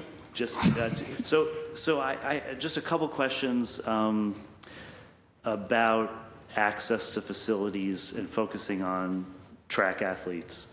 You know, we've heard this year, you know, how hard it is to get to practice at the Reggie Lewis. And we had a state meet where we had one state champion, you know, a thrower from the O'Brien, a girls thrower, Verka Paul. But I don't think any other BPS student was in the top 3 in any event. I think that speaks to a lack of opportunity for our kids, because really I feel like we should be a powerhouse, not, you know, just having one state champ. So is there any, to the athletic director, for our coaches, is there any requirements, certifications for our coaches who are coaching track? There's baseline certifications for all of our coaches. I mean, at a very high level, you know, around some other things. I think track specific, we're working to try to introduce some of those pieces. I think there are a number of resources within the city and within the state that people can take advantage of. But right now there isn't a specific certification requirement on the job.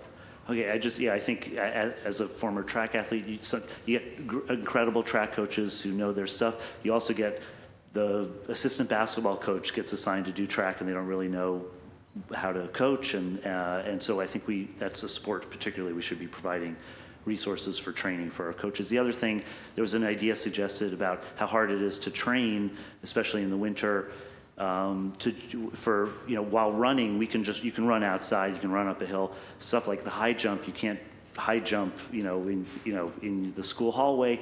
Is there any effort? And a suggestion was if we just put high jump mats in a few high schools around the city, that would allow kids. They wouldn't have to go all the way to Reggie Lewis when there is very limited time. Have you thought about that idea? Yeah, I mean, I think we're open to those. Those are investments that make sense, and I think address pieces. I think it lends to kind of the bigger piece of how we work to recruit and get people interested in doing high jump. But yeah, that equipment and those mats are definitely attainable and doable pieces. Okay, sorry, David, were you going to say something? No. I just have an answer to one of your earlier questions. Sure. Thanks a lot.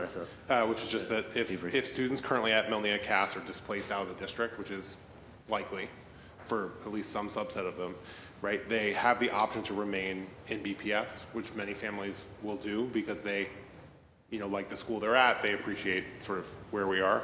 That does, of course, increase our transportation costs for out of district, but it is an option for displaced families to stay in school. Okay, so they can keep their kids in the same school that they're in now, even if they find housing in Lynn or something, right. If they want to do that.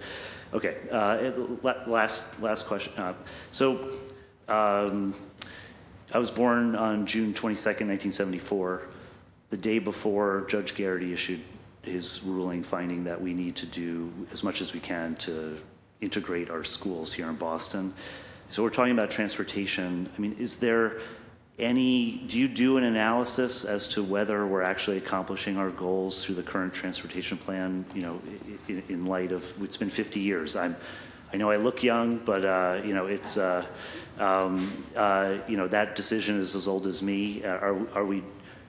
What is the discussion in the administration about, what we're doing to make sure we're actually integrating our schools and benefiting our kids? I think we can probably come back with a more detailed answer on that on May 23rd.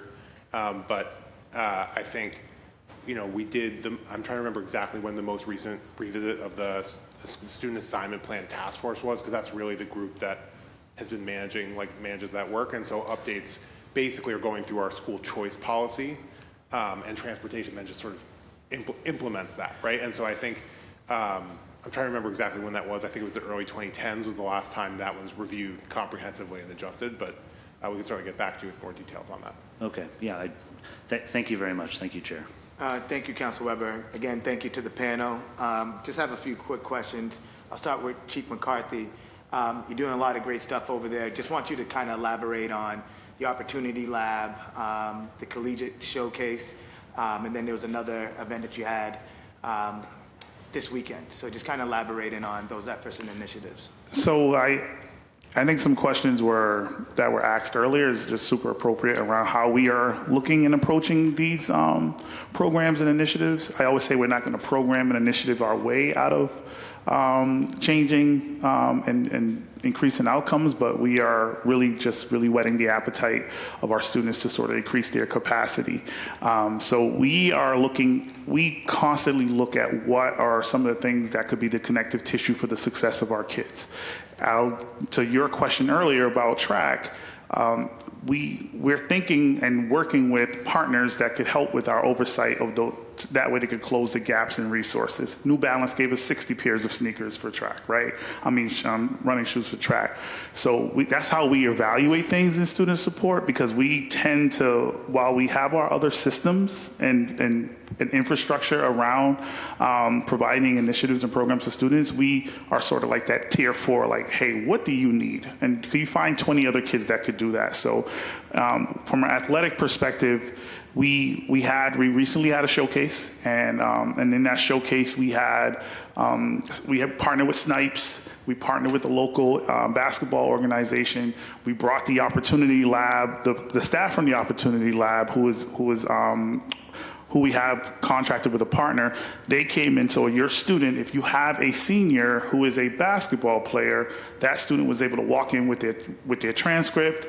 We were able to evaluate that student, help that see where the gaps are. Some students did not have a college application done. We did it on the spot. Some of the schools there auto accepted some of our students.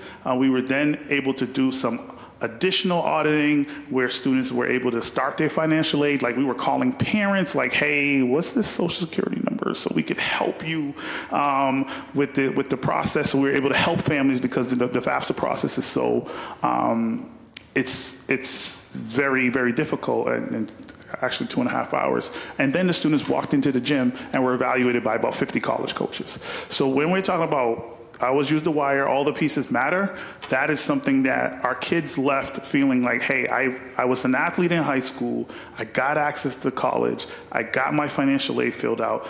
People were talking to me about the language of success, my GPA, my courses, etc. So that's just one piece that we did. But that's on the back end. On the front end, we started a youth development program called Basketball and Me. And we're trying to, sort of scale this through all the sports, but Basketball and Me is really our first time really having like elementary sports on the weekend, and like having little kids show up with parents, and the parents are just so grateful. All of this is free to the families, but they show up as themselves and they say, hey, I don't know much, or I know very little, or I know a lot, and we're literally taking our coaches and we're using our skills as coaches and whatever is developmentally appropriate, and helping our kids develop, not just as players, but as human beings. So we tend to do those things based on what our students identify and need. And we just took 112 students to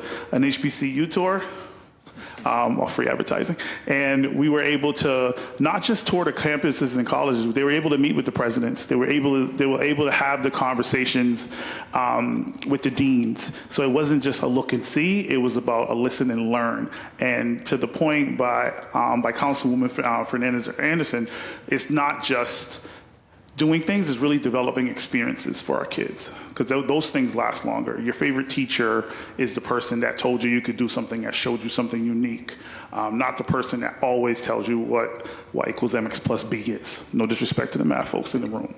So as we continue and look at our incredible investments that we have for FY25, and I'm so grateful to everyone, we want to make sure that not only do we have the appropriate programming and initiatives, but we are inclusive, right? And we are really listening to families, listening to parents, and having parents be a part of what we do. And we will continue to do that. We're proud of the Opportunity Lab. We're proud of our partnership with the Mayor's Office for our Reach 1000, which is our mentoring program, which we will be able to, with the city support, we've been able to fund next year, where we could open more doors and make the world bigger for a lot of our students. Awesome, thank you for that. And any thought, or are we thinking about how do we expand our services to our graduates, to making sure that, when they, leave BPS, that they get through college, that they are career ready? Can you talk to me about those efforts? So there's two things that we're thinking about. Well, one we are absolutely doing. So in September, we're offering a 2-day conference for our first generation students who are going to college, and first-year students who are going to college. And what we will be doing for those 2 days is really, so my master's in student success, and that's for on the higher education level. And one of the things that I've learned is that many of our students, especially from urban districts, they do have mental health challenges when they go to post-secondary schools. And the environment is very challenging for them as well, or seeking and asking for help. So what we plan to do over those 2 days is to take those students, obviously we know about the care packages, but not just that, help them understand the language of what it is to be in post-secondary school. So one is like, what is the bursar's office? Some students come back and they think the bursar is like a guy that looks like me, but the bursar's office is where you go pay your bill. Or, how can you utilize the dean? How can you get access to intramurals? Where is my psychological safety and mental health supports at the school? And we plan on doing that and making that be a recurring thing for not just for our first generation students, but for all students who are first year going into college. That's sort of like a 13th grade model, where we can then help those students and provide some additional services for them. Currently, through the Opportunity Lab, we offered some hackathon work where we were able to support students on the weekend. We do this in collaboration with our secondary schools folks, Dr. Lombardi, who's here. And what we're able to do then is to have those students, because students who go to college, they still got to fill out financial aid. And that was very hard for me. So they could come back, they could get help, they could get support. And now we can't say, because no one could really answer why a student goes to school for 3 years, accumulates $90,000 in debt, and they think kids are just dropping out. I almost dropped out 4 times because I didn't know how I was going to afford college. So now we're saying, hey, let us help you. You're not too far from us. And honestly, it potentially could feed the workforce. There's no student that I'm not going to recommend that they should be working in BPS. Thank you for that. And thank you, Dan and Carla, for hosting me at the Transportation Department. The pilot program. Can you explain the new tracking system? Would it be a pilot or deployed district-wide in the fall? And would it allow for parents to opt in or out on a daily basis if some before school or after school programs aren't 5 days a week? Thank you for that question, Counselor, and thank you for taking the time to visit us. I think like I mentioned, we're still in the process of kind of fleshing out all the details of the rollout timeline. So again, kind of by the end of this spring, should be able to kind of come back and share more specific details. But when we do roll it out, the goal is to roll it out district-wide to all families and make sure that it's available to all families.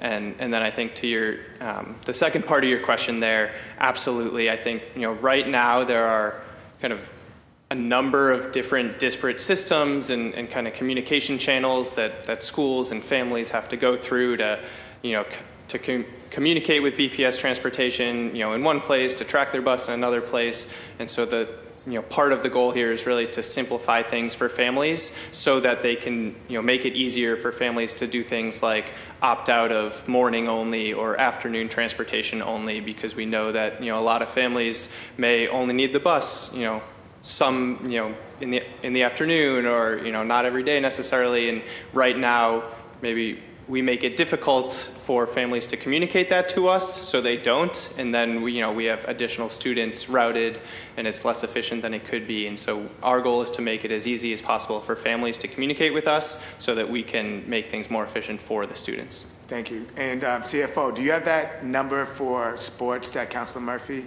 Yes, I do. So the two ways of calculating it that we discussed, if you look at our enrollment 712, which is approximately 22,000 students, that number comes out to about $218 per pupil. And if you look at it across K-12, which is about 49,000 students, it comes out to about $100 per pupil.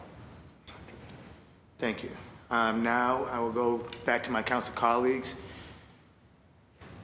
I believe Councilor Mejia, the floor is yours.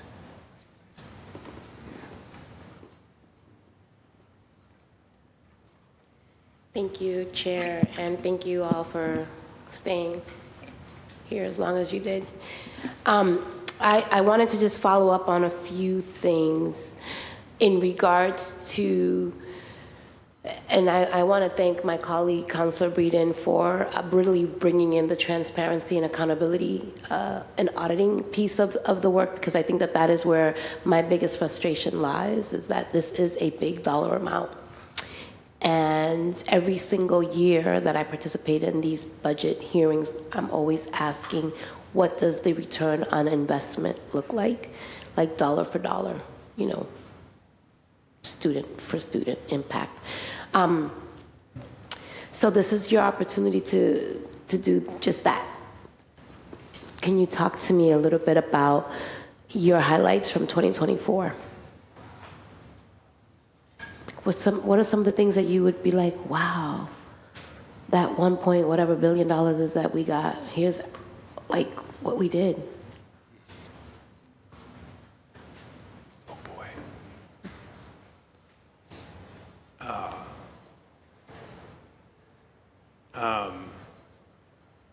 There's a lot of things that pop to mind, so I'm trying to figure out where to start. I don't know if my colleagues have any particular highlights from their areas of focus they want to share. But go ahead. Yeah, I can start. I think, you know, in the transportation space, we had a lot of low-hanging fruit because we've had a lot of challenges for a long time.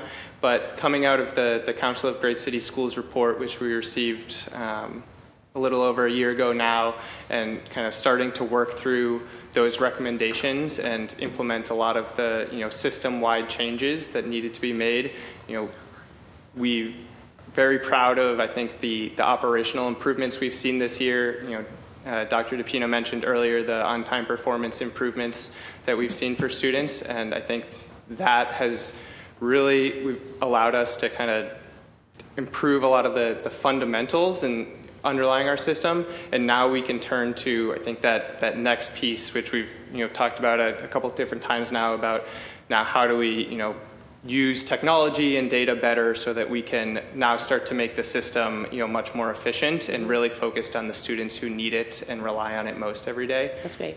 Yeah. I think because of the time, and just want to make sure that I get to on the record here, but that's great. I'm happy to see transportation definitely improving. Corey. So I will definitely speak to our ability to be more efficient with the FY24 budget, while being able to respond appropriately to challenges that our students have through our social workers. I think in the athletic department, we've made significant facilities investments. We've gotten bleachers. We've gotten floors done. We got new lights.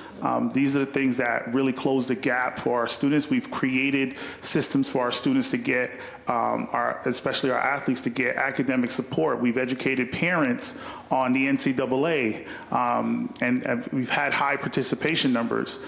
From the student support division, is just really the cross collaboration, sort of embedding our support with the cross-functional work with our teams, and now we have the availability of services and support for students after school. We have a new student support hotline where folks can call immediately and students can call immediately and get help, and someone will pick up the phone, answer, or respond.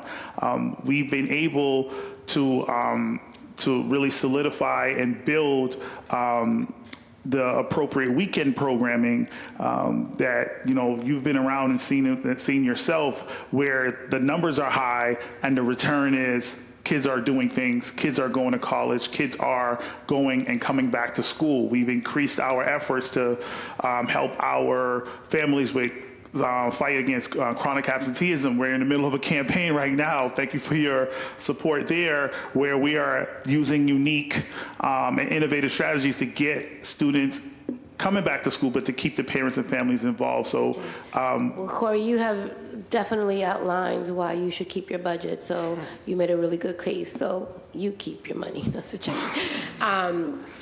If it was that easy, but it's not.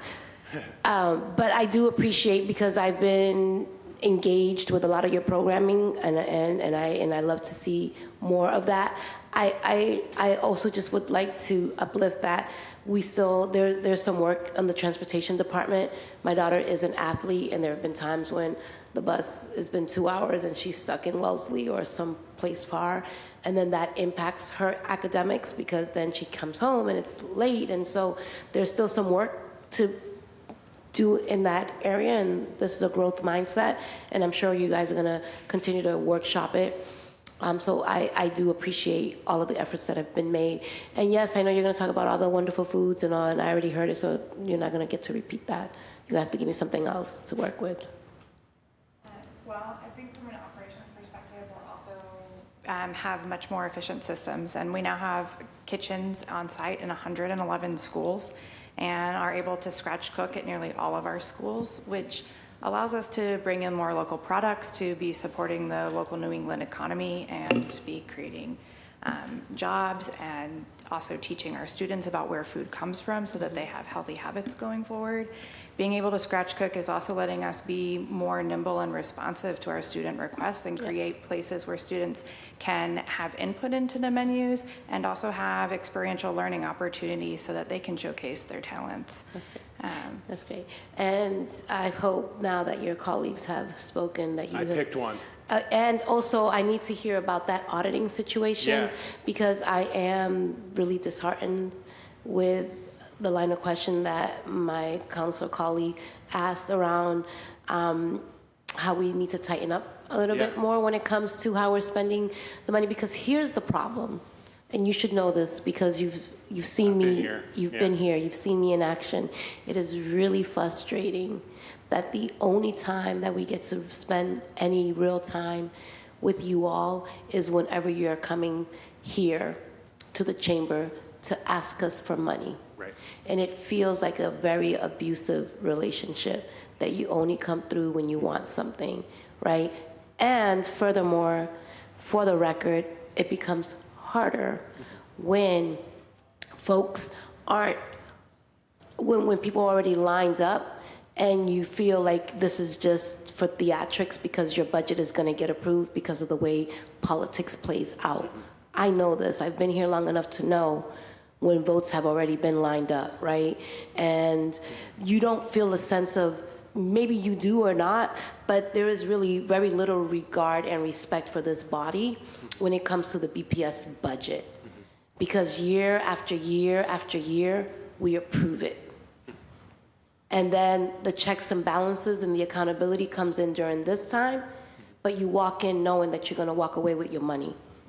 And that is just not setting us up for real transparency. And that's why I'm frustrated, right? And I've been asking the same questions specifically around family and community engagement.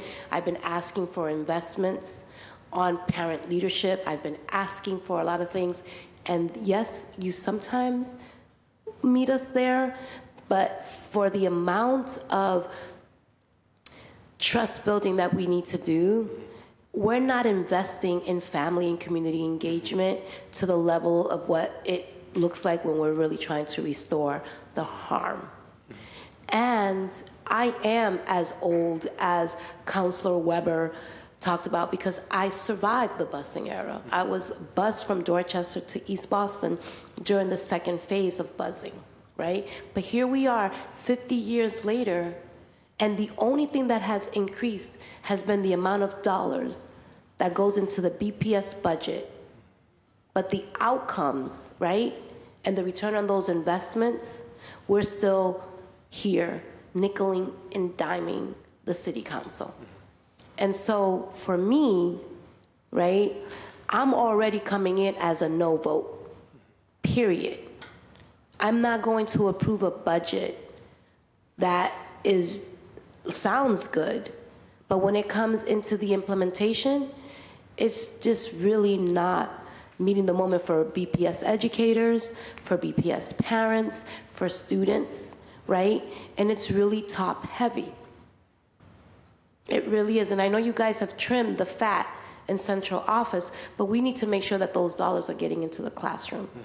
And we need to make sure that, Corey, especially because of equity issues, and especially because of all of the discrepancies, and especially because of the cultural competency that we need to get ourselves up to speed with. That's the reason why I think student supports, family and community engagement, those are the investments we need to make. The fact that we don't even know how many schools have art programs. Sorry. Yeah. Right? No, I didn't know it the moment the question was asked, but we do know the answer to that. Right, but that is something that we should know automatically. Okay. Because it's the whole child, not the fraction of the child. It is the whole quality of experience. And I know you guys just shake your head because you know you're good. And I know this because I've been here. This is my 4th year sitting here. And then folks come in and say they have a hard stop. That's disrespectful to this body.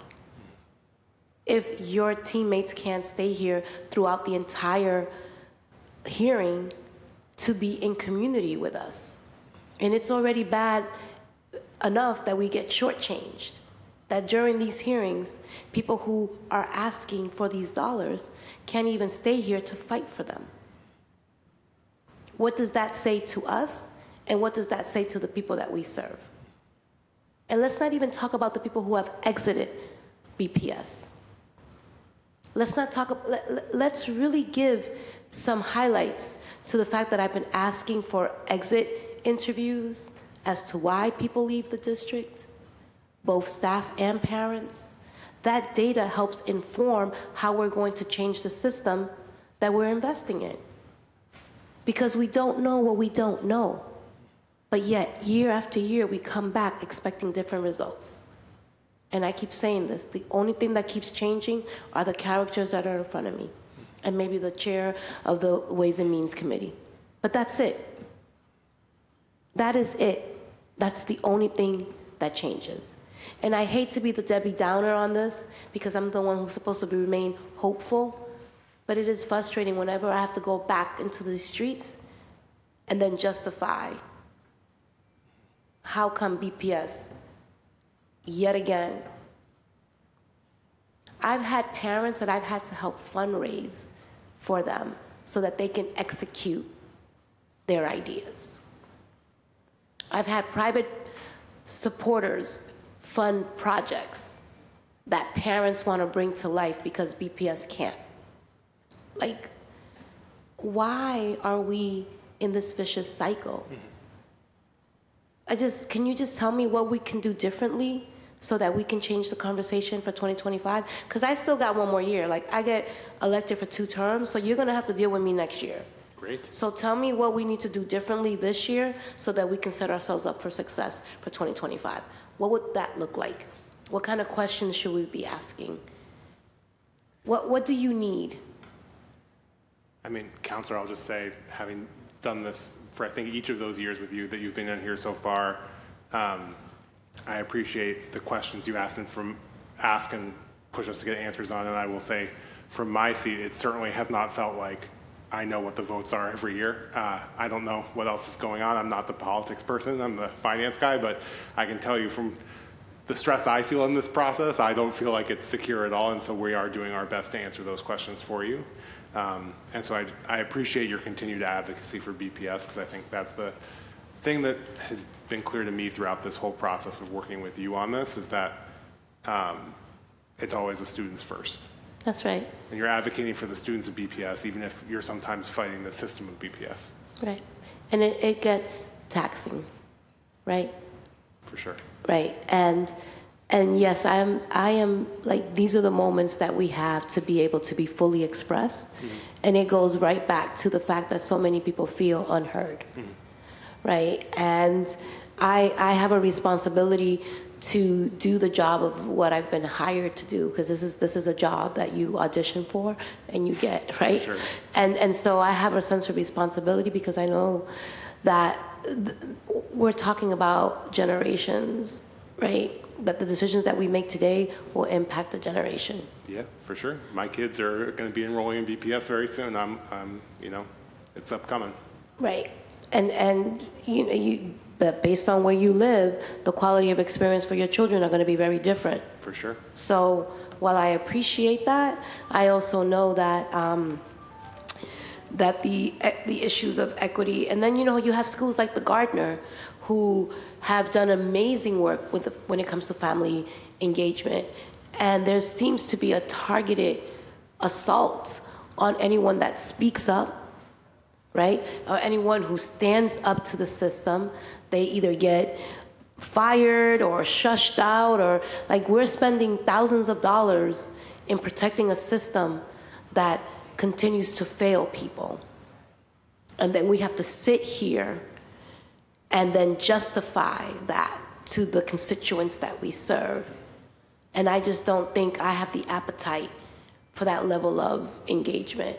And, I really do appreciate the efforts of everyone that is here. And I don't want you to take away this wrath as though I don't appreciate your work. But it is frustrating to come here year after year, budget after budget, and walk away feeling like I'm having the same conversation and it feels like Groundhog Day, and the only thing that keeps changing are the people who are in positions of power to make things happen. And I think that is why we are where we are, because people don't have the political will or the courage to really stand up to this system and tear it down, because it needs to be entirely redesigned for it to work for the people the way it was supposed to be. Because right now, it is not working for families. And people don't feel seen, heard, or affirmed. I'm sorry to tell you.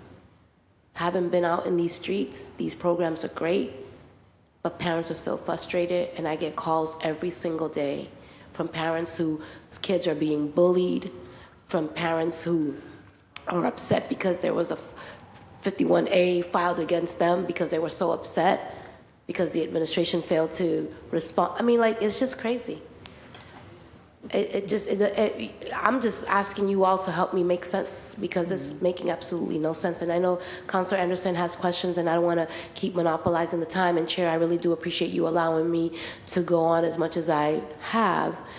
But I would not be who I am if I didn't speak my truth in this chamber. And I appreciate you listening. Thank you. If I can add one highlight, and thank you for that, Councilwoman. We definitely honor everyone's opinions. I think one thing that we did not highlight was in response to some of the work that we are doing, youth violence is down. And I think in our response to students who are involved in the court system, we've created some ways to support them with some of their challenges. And I think that is reflective of some of the things and the work that we are doing in turn from an efficiency standpoint in supporting our students. So I just want to add that additional highlight. I know that the local media and folks are recognizing that the crime rates are down, but I do want to highlight that there is this larger body of BPS has really contributed to that as well. So thank you for that. Thank you, Councilor Mejia. Councilor Braden, the floor is yours. Thank you, Mr. Chair. Thank you for all still hanging in here. I want to dig in the budget book, under federal relief funding, it said that BPS received $390 million via the federal elementary and secondary school emergency ESSER funds during the period financial year 22 to 24. I'm also looking at other, outside agencies and academic institutions are tracking our use of ESSER funds. The Edunomics Lab at Georgetown is tracking Massachusetts total ESSER allocation and funds spent. And according to this, which table was updated on March 19th, 2024, just a few weeks ago, they said that the total allocation for Boston was not 390 million, but 431,652,756 dollars. And up to now, we've spent 200. These numbers blow my mind. 276,467,608 dollars, which is 64% of the total, which leaves about 155,001,885 and $148 unspent, which is totally at variance from what's in the budget book. Like, the other thing to point out is, the school committee, which asked questions that were not answered during their budget review process, with federal funds aren't part of the BPS general budget process. Therefore, the school committee has no authority over these funds and how they're allocated and spent. That's entirely the purview of superintendents and the school district to complete this process with limited reporting requirements and active oversight. Which brings me back to my earlier question about auditing. This is a huge amount of money. And the school committee is not getting answers. You're saying we don't have a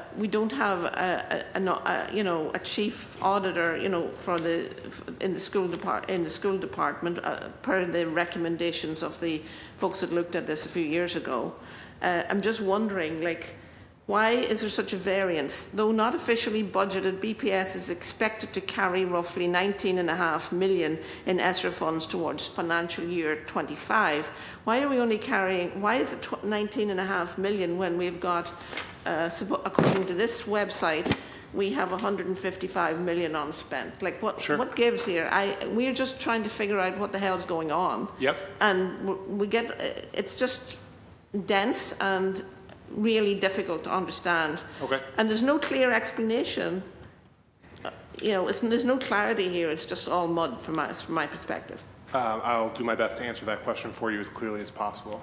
I think the difference between the 390 and the $430 million figure are whether or not you include our CARES education grant, which is the first grant we got right at the beginning of the pandemic, which was about $32 million, plus we got an additional $5 million of state. It's counted. It's in here. Yeah, so that's the difference between the 390 and the $430 million number. That's why those two numbers are different. The second piece of it is the data that Edunomics is using to report in our spent has to do with the amount of money we draw down from the state to collect the revenue. And the way that works is we only draw down that revenue when the money is fully expended. So the way our spending is working for this year, in the final year of the grant when we're spending about a third to maybe 40% of the money, is the money is encumbered for various projects. A lot of that money is actually spent. It goes out the door right at the end of the year. So the reason there's a discrepancy between the $130 or $140 million that's still left unspent or 160, I'm sorry, I'm forgetting the exact number. It's $155 million. $155 million. The discrepancy between that number and the approximately $19 million we're estimating to carry forward is the money we have encumbered but have not fully spent yet. Because that money, it's literally, we don't claim it with the state until the dollars leave the Treasury, right? And so as those dollars get spent, we then claim the funds from DESE. The DESE updates their website, which Edunomics then pulls the data from. They're not so we're up to date as of March 19th, right. a few weeks ago. Right, and that includes the dollars that have gone completely out the door, but not all the dollars we have encumbered under contract to spend for the rest of this year, which is the difference of about $130 to $135 million. It would be really helpful for us to get a breakdown of what, back to this other question we had earlier, how ESSER was a once in a 100-year opportunity to really do something dramatically to improve the outcomes in our, notwithstanding the fact that we had a huge pandemic. Sure. We'd love to understand how all that money was spent. Since the school committee doesn't have any authority over it. We as an oversight body would like to see a breakdown of how all those monies were spent, the ESSER money. Yep. The CARES money, we did food assistance, we did all sorts of stuff with the CARES money. But we'd love to get a breakdown of how the ESSER money was spent, For sure. how much is encumbered, that's been been spent right now but hasn't been reimbursed for, Yep. and then how much money is left in the kitty to spend before the money runs out and we hit the timeline. Yep. It's also really important that we get an understanding of not only the appropriation of the amount of money, but how much we actually spent. Yep. The actual spent money, because this is a nightmare. Like, to try and get your head around this is practically impossible. So I believe we attached a 2-page summary to your packet, which is very short and brief and probably doesn't have the amount of detail you're looking for. We also have been updating on our website every 6 months a comprehensive review of what we're spending our ESSER money on. So to hear your point, that is changing as our plans for spending are adjusted because of that.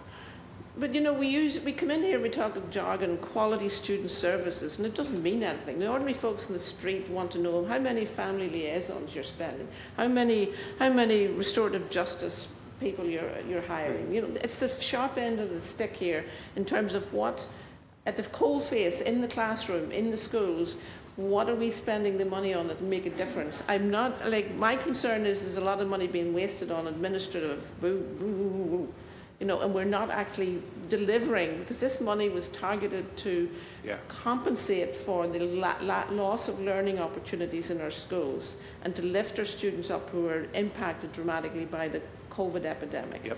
And if we're not spending that money on those things, then we're missing the boat completely. And so I'll go on to my other question. In terms of IDA, I'm looking at your required services that have to be provided. Intervention services for children from birth to age 2.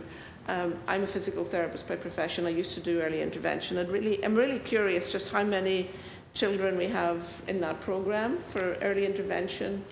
And that includes students, they're not pre being enrolled in any formal education, like pre-enrollment in BPS. So that's all all across the city, students from children who come in who have special needs. Can we get some data on how timely evaluations, because in early intervention works best if you identify the problem early, how much money we're spending on that, and then what language support and education are we providing to families in terms of being able to identify a student a child who needs help early on. And then at the other end of the life, at the school life, is the transition to adult life. I'm really curious about how much money we spend on transitional services for our young adults as they graduate school and go into the world. Are we providing them with job training, readiness skills like financial literacy, media literacy, etc., so that they can actually be safe and successful in the world? And I think we'll have, for that second question, we'll have some folks with us this afternoon who are really focused on career and college pathways and post-secondary work. Very good. I'm really hung up on the ESSER stuff. We want more information. For sure. We absolutely need more information. We can get you a lot more information. It is a third of it. It's $400 million. It's a huge amount of money. We have a lot of information we can share with you. Yeah, well, we expect it. Thank you. Good. Thank you, Mr. Chair. Thank you, Councilor Braden. And as I mentioned yesterday, we have a list of unanswered questions. For sure. And we need to know what we're going to be voting on. So we need that information prior to any vote. For sure. All right. Councilor Fernandez-Anderson, the floor is yours. Thank you, Mr. Chair. I think I had a couple of questions, well, maybe a few. And then just a point about the different studies and assessments that you've performed in schools, and just interested overall, like how we intersect them or how we're doing a full analysis of the entire thing, from facilities to opportunity index to schools that actually have athletic facilities or arts, and then intersecting them so that we can understand how we're addressing the whole child. Right. So right now, you use Opportunity Index schools as sort of a qualifier for, I guess, partnership fund. And on your website, you talk about, as far as Opportunity Index fund, the partnership fund and the school support funds, you talk about how the district fund partnerships had been inequitable in terms of their distribution across schools based on student need. And this, to be fair, this was about 3 years ago. Yeah.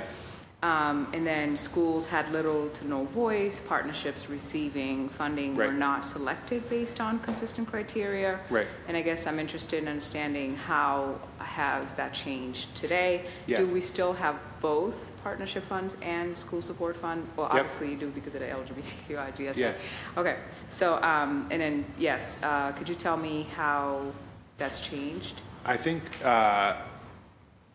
this is, going back to Councilor Mejia's questions of things that I'm proud of about, the impact of what we've done. I think the Opportunity Index-based partnership funds has been a real achievement in solving some of the issues that you just outlined, right? Of sort of, it used to be that there might be someone centrally who was managing a partnership and whoever called them got access to that partnership.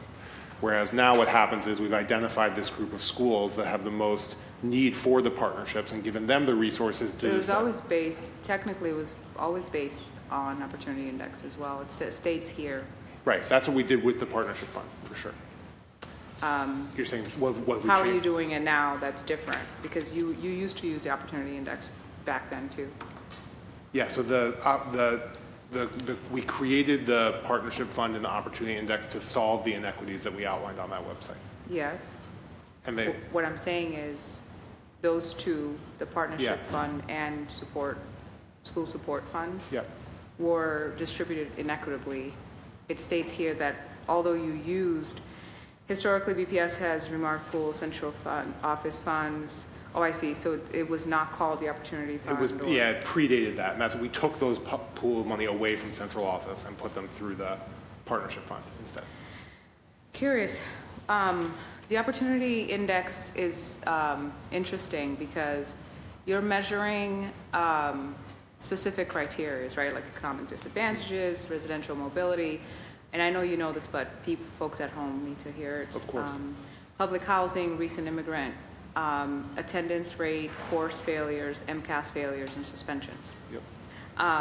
But then you don't use facility, like the actual school environment, as a criteria to score. True. Yeah, so we worked with the Boston Area Research Initiative. So it was a partnership of a lot of different researchers to try and understand what were the factors that were most closely linked to student outcomes, right? And I think that was sort of, under the work of Colin Rose at the time and some other folks, these factors that were selected were the ones that we found were sort of most connected. I think there is now, now that we have the long-term facilities plan, which we'll be back to talk to you about in May, I think we'll be able to sort of revisit that. And I think for a lot of the facilities work, the question is how are we determining where those capital dollars are going, right, to help improve those facilities? And I think that's an important thing for us to get right for equity, for sure. I guess because you have children, for example, like I went down and took down every single school in my district. And my goodness, with exceptions to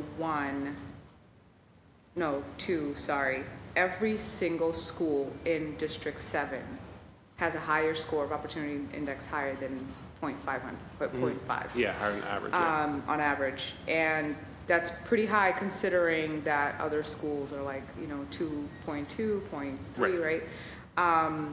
And so I guess, you have the kid that comes in with, the child that comes in with all of these issues in terms of like the different social determinants of health, but also other scores that you implement in there. But then a part of why they can't perform, like specifically those children, not types, but children with those added stressors deserve better facility, increased supports, right? But they also are in schools that have zero athletics, for example, or zero arts, for example. And so shouldn't it be, you know what I mean? Shouldn't the school environment also be one of the domains? I think it's certainly something we can consider, for sure. Okay. So for the internal audit task force thing, bostonpublicsschools.org/domain/2676, the applications are online for you to become a member. So maybe taking down that membership application component if it's not a thing. Also, on your website, your Spanish interpretation button doesn't work. Can we, I know. Just in general? Yeah. Okay. People, well, I was in transportation and it didn't work.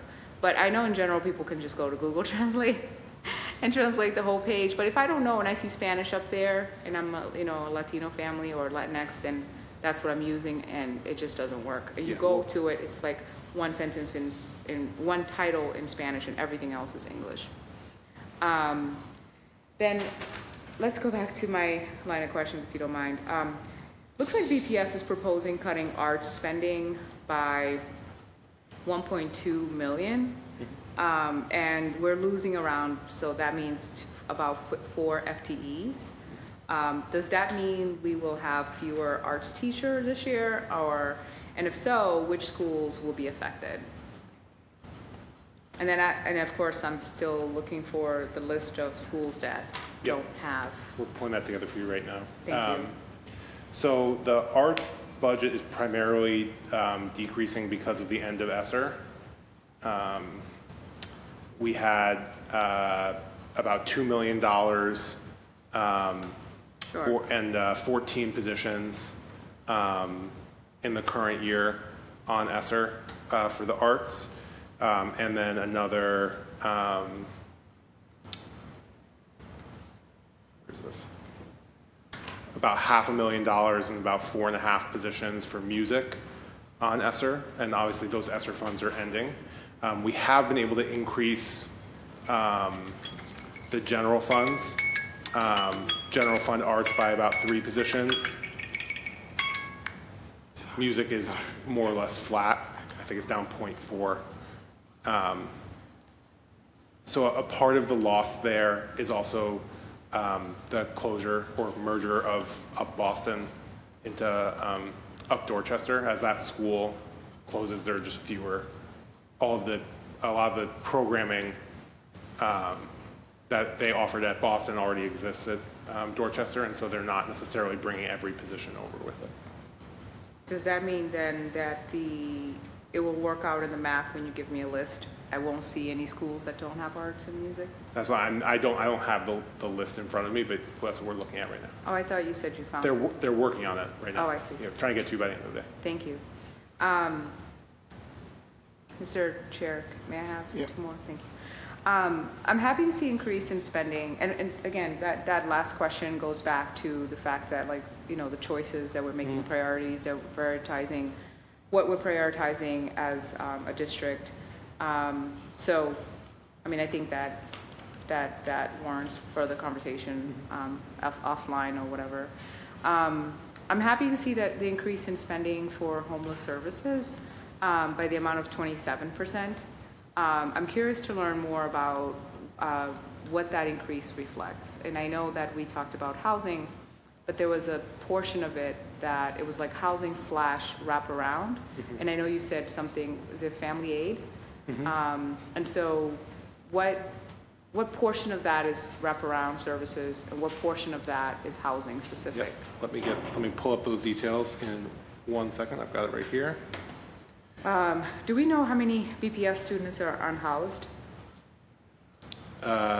And I apologize, I did misspeak earlier. It was about 4,000 students qualify as, in our definition of homeless, which includes families that are doubled up and sort of a variety of other factors. I don't have the full definition in front of me right now, but I can certainly get it for you. So the family aid work does 3 primary things. So there's a voucher program. that does turnkey application, housing searches, wraparound case management searches for families experiencing homelessness, focused on Section 8 city-funded housing vouchers through BHA. Sorry, wraparound searches? Services. Oh, services. Yeah. And then there's also the Emergency Homeless Intervention Program, which does similar work, but to try and prevent families from being homeless in the first place. So that's a partnership between us and BHA and Family Aid. I see. Thank you. How does BPS plan on, doing further engagement since you're taking a cut of 13% reduction in engagement spending? Engagement. How do you improve a thing, or how do you do it efficiently with a cut of 13%? Just finding that one.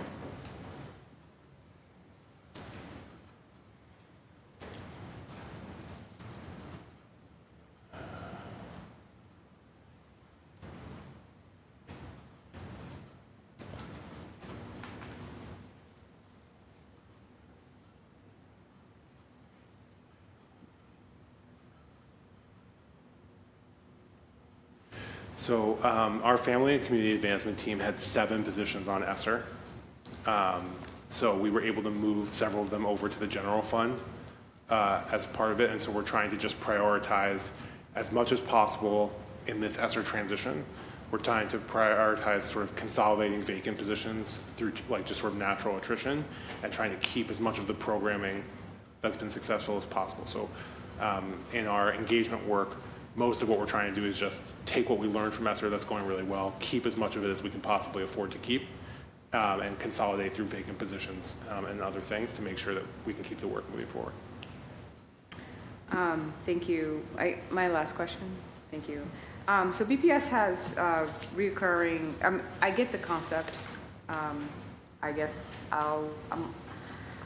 I'm looking to see how you're able to do that with cuts. I mean, I know it's hard, right? Yeah. But in terms of like how you prioritize services, how you prioritize facility, how do you prioritize opportunity index schools, and how do you ensure that the funds are distributed equitably, and then the tools that you implement to actually ensure that it's distributed equitably. So be watching that closely. Yes. In partnership with you. Of course. So BPS has a reoccurring problem of not providing adequate transportation for athletics. And the Boston Globe covered that story 2 years ago, and yet we're seeing 55% reduction in athletics transportation. How are we going to address this problem without adequate funding? That one for you. Stan, you got it? Avery, do you want to speak to that?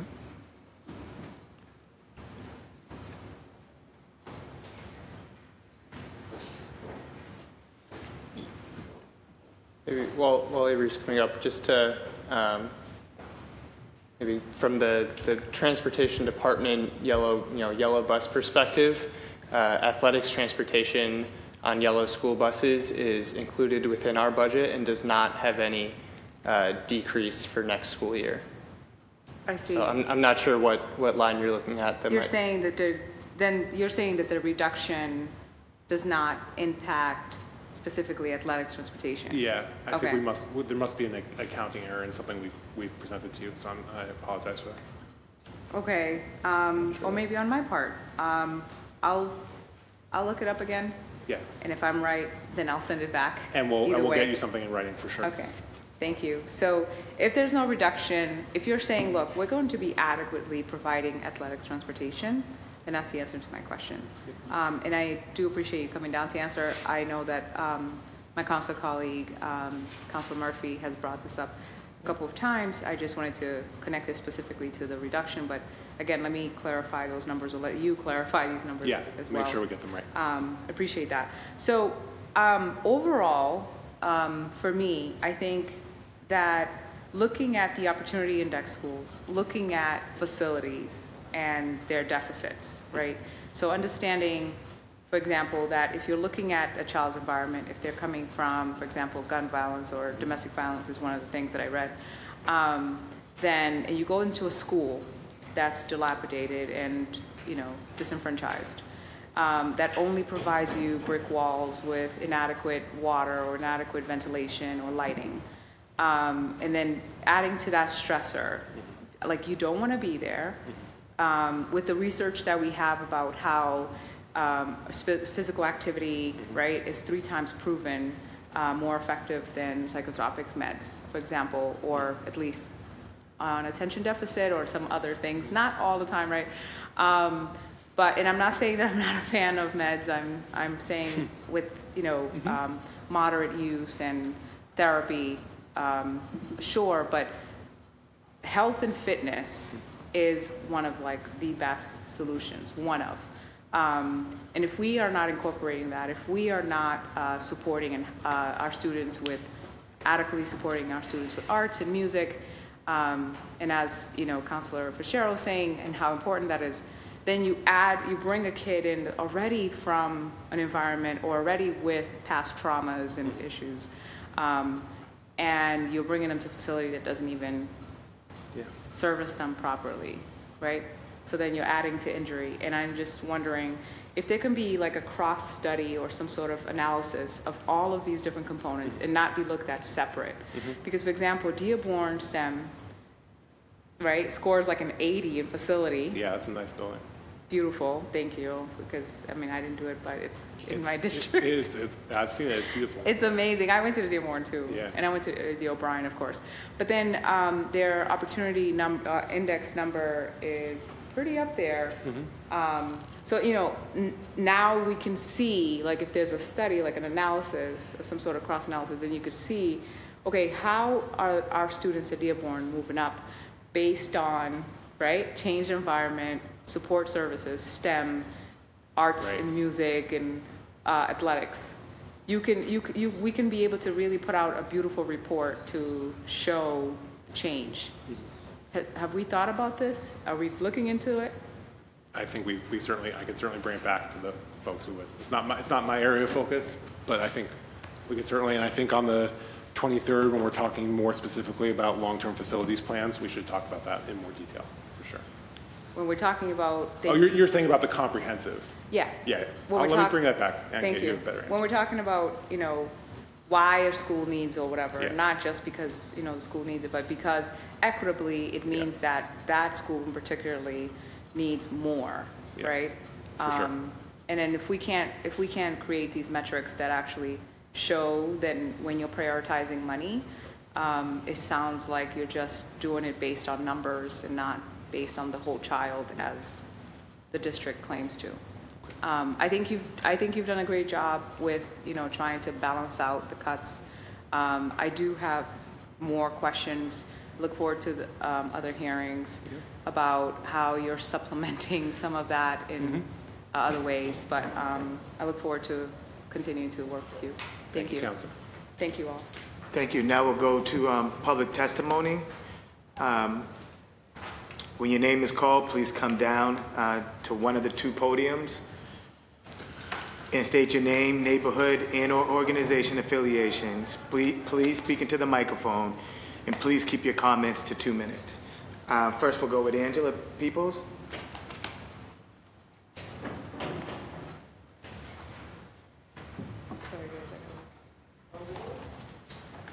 Oh, right here. Nope, sorry, right behind the young gentleman right there. Yeah.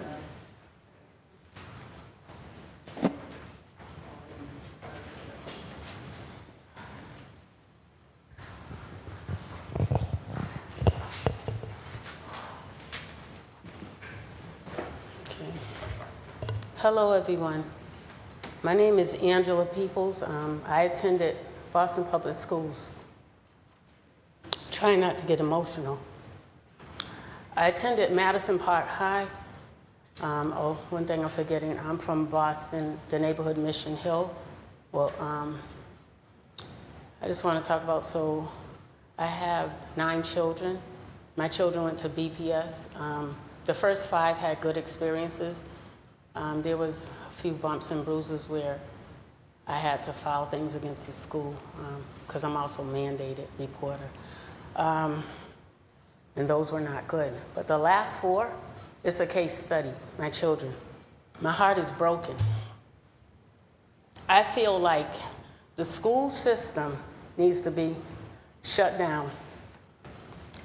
When the city was shut down because of the pandemic, things were put in place. Money was given. Things were implemented.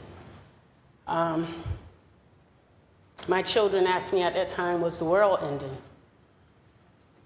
They have faced tremendous problems. As a single parent, I'm drowning. There's a cry in the land. I sit here and watch you all, and I'm very upset that you guys, we talk about the budget. There's things these kids are lacking, and everyone should be able to have what they need. We are helping people from other countries and everything. That's great. What about at home? What about helping the children that are here? And then you wonder why. Why children act out. And then a mother, our father, we have to deal with all those problems. And I have to deal with, when I tried to work with the schools, I become a target.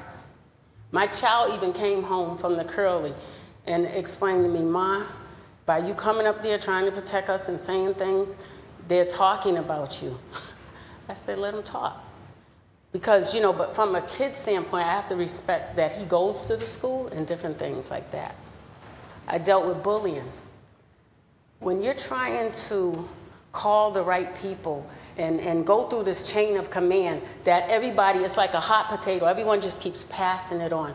I met so many people. Sam DePina, Angie Camacho. It's just so many. I can't go through the names. So there's a system, and then you file a bullying report, and then they're supposed to investigate, only to find out you're going to get a call of comfort that says, how are you doing? How may I help you? Are things better? No. And it's like a merry-go-round, and we just keep going through this. So the school had to file against themselves twice. December 1st, 2023 at 4 p.m., I received a call from the assistant principal at the Curly informing me that another racial incident. That school received $70,000 back in like 19 or something. And the money's never to help the kids. They got the kids like doing book sales and let's sell plants and all this other stuff. When I went up there, I took pictures, nails sticking out the wall.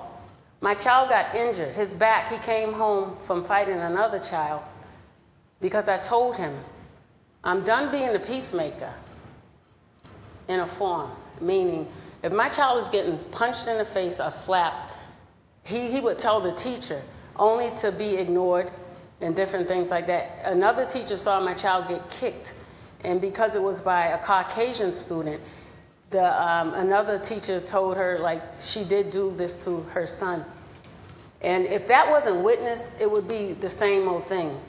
A lot of things have been documented. I got tired in the whole process. Like this notebook is filled with stuff.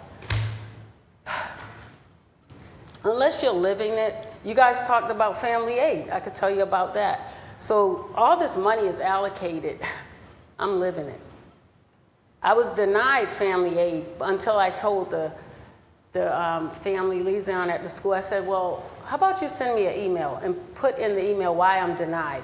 And once I did that, everything changed. Because, see, my parents taught me, let them put it in writing. So I was approved. So I'm a candidate for that under domestic violence. Again, I'm angry. I'm hurt. I'm a teacher. What you guys don't get, what is very important, when she spoke about the whole child, is very important. The mental stability of a child, they cannot thrive if that's not dealt with first. And I've studied in a lot of other countries how they deal with their children. They make sure for first, in China I'll say, first couple of years, they make sure that children learn respect, manners, being polite. And yeah, we teach those things at home. But the school system, whether you want to believe it or not, you guys are failing miserably. I give you an FF+. Now, there's some good things going on, I'm sure. But talk to some parents that I know that are living it and experiencing it. Okay? I have 4 more children at home, 5 adults that are doing great, 6 grandchildren. Thank But I'm you. standing here today, and I want to say this. The other school that shut down, the Mission Hill School, I believe it is, because I've been through so many. They lied to me and said that my child was injured, but it was only a chipped tooth. When I got home and saw my child, I almost fainted. His 2 front teeth were broken off. No incident report was given to me. I had to fight for that. But what I'm saying to you guys is this. Until you have a child in the system, and like she talked about different areas, you're going to get a better result, probably, you know. But this breaks my heart to sit here and hear all this stuff that's going on. And like I said, something needs to be done, because the parent that speaks up for her child, you become a target. And it's no lie. My child has had counseling in school. The counselor quit. She came to me and she let me know. She was from Roxbury Children's Services. She said, I can no longer do this. She said, the more I speak up for your child, I become a target. You know, and it's true. Everybody's protecting their pocket. But at the end of the day, you got to realize that, you know, there's a saying that it takes a village to raise a child, and it does. It takes a community. We gotta go back to the basics. We gotta have compassion. We gotta start loving these children in a new and different way. I'm fighting many battles at home. And if it wasn't for prayer and believing in the Lord, I would have gave up a long time ago. So I just wanted to talk about that and how this is affecting the kid. I asked my child to come. He said no, because he didn't want to like rat out other children and things like that are going on. But a lot's going on too in the BPS bathrooms. That's where a lot goes down. Children are introduced to vaping and different things. So I just want to say that we need to start somewhere, and it's really critical. And it seems like, you know, a lot of other people are experiencing violence in the schools, and we haven't had those big mass shootings. But I will say that we need to look at ourselves, because we're no better than the next. Thank you. Thank you, Angela. Mandisa, and sorry, I can't read the last name. Mandisha, sorry about that. Sorry. What I would rather you apologize for is making us come down here for these so-called 2 minutes. We do not work with you. We do not get a salary, okay? We are not employees here. But y'all get us down here, and we have to sit patiently and quietly while we listen to your little housekeeping things. And then wonder, are we going to get back home in time to get the bus? Do we have to make a phone call to get somebody to get our child off the bus and all this? Respect us. Respect our time. How am I going to tell you? What kind of testimony am I going to give you for 2 minutes? You brush your teeth longer than 2 minutes. Okay, but I'm going to try.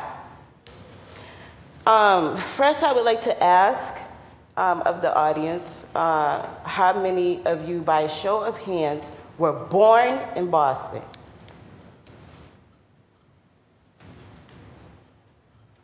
Born. Okay? Please witness my genocide. This is the city we're in, Boston. It's 4 of us that I counted that was born here. I'm speaking on behalf of Bostonians. Everybody, or most people have charity. Fine, we have charity too. But we can't give everybody everything. And right now, we're giving people stuff we don't even have to give. We got people living in our community centers. This is a city that was designated as basically a crisis zone for healthcare and healthcare disparities, racism, systemic racism, and some other things. So what y'all just gonna pile it on? I don't understand that. Now I'll tell you a little bit about me. My grandfather's grandmother, Mama Leela, was in the Trail of Tears. My grandparents' parents' marriage was against the law. Their love was against the law. They lived in water fountain label times. My grandparents' time was Civil War. My grandfather died a veteran. His sister named the church known as Morning Star. Her name was Evergreen Richardson. She was an Eastern Star. My mother is a retiree of the U.S. Postal Federation. She's in her 70s and being treated like a Boston Housing Mass Health dog. And it's not being treated as someone who stood on her feet for over 30 years at one job. Me, I am a survivor of a disaster also known as COVID-19/coronavirus. One reason this room is not filled with other parents is because y'all don't respect us and don't respect our time and don't know how to respect us. And then those of us that managed to escape to get down here to let y'all know we still alive, we told 2 minutes after we sit here almost all day. It take all day to get here. Then we get here and we gotta listen to stuff that we don't even know what y'all talking about. Lastly, there's immigrants with an E, there's immigrants with an I, and then there's migrants. And there's a difference with all of them, okay? I come from immigrants with the E on my mom's side. My grandfather fled the discrimination in the South, came up north. And then on my father's side, immigration with an I, he's Haitian, right? So now we got migrants. But me, I'm a Bostonian, and I'm here on behalf of Bostonians. What I would like for y'all to do as far as restorative justice, because I wanted to tell y'all my BPS situation, but it ain't gonna happen in 2 minutes, all right? So instead, I'm gonna tell you how to respect me in case you wanna invite me here again and tell you what the bottom line is. The bottom line, what we want y'all to separate the Bostonians. Us survivors, it's not that many of us. We don't want to get in all the static and all that with the migrants and the other situations, and we don't have to. We don't have to be competing with the state's children that's called foster children and all that come in with their influences and all that. I want you to help me save the lives of Bostonians. We want them out of the public schools. The public schools are not equipped to deal with the issues that we have. And IEP or whatever that thing is should be for all Bostonians. Because even you might not have domestic violence in your house, right? But you might be experiencing it because due to these little illegal apartments, you might be hearing somebody get abused right above you and not even know who to go to or who would care. Okay? Bostonians' situation is unique. All right? You need to set us aside from all this other stuff because we're dying, we're getting killed, and we're getting lost in other people's issues. If they're running from Mexico, they're running from problems that they got in Mexico. All right? Some of the problems that they're running from, they bring it with them here. Why do we have to compete with that? We're born here. This is our city. It's our ancestors that fought for it and all that. So why are we competing with these other children that have problems of their own? All the children got unique problems, right? But if you take this part of the children out, which is the Bostonians, not only are you going to help the Bostonians, but now you're freeing up resources that might really work for the other children. Take us out of it. We're dying. Genocide. We can't take it no more. They taking over the Reggie Lewis Center. They got the Shelbourne Center. That should tell you, why would they put these people here on top of our problems? They put them here on top of our problems. Massachusetts got a lot of cities and towns.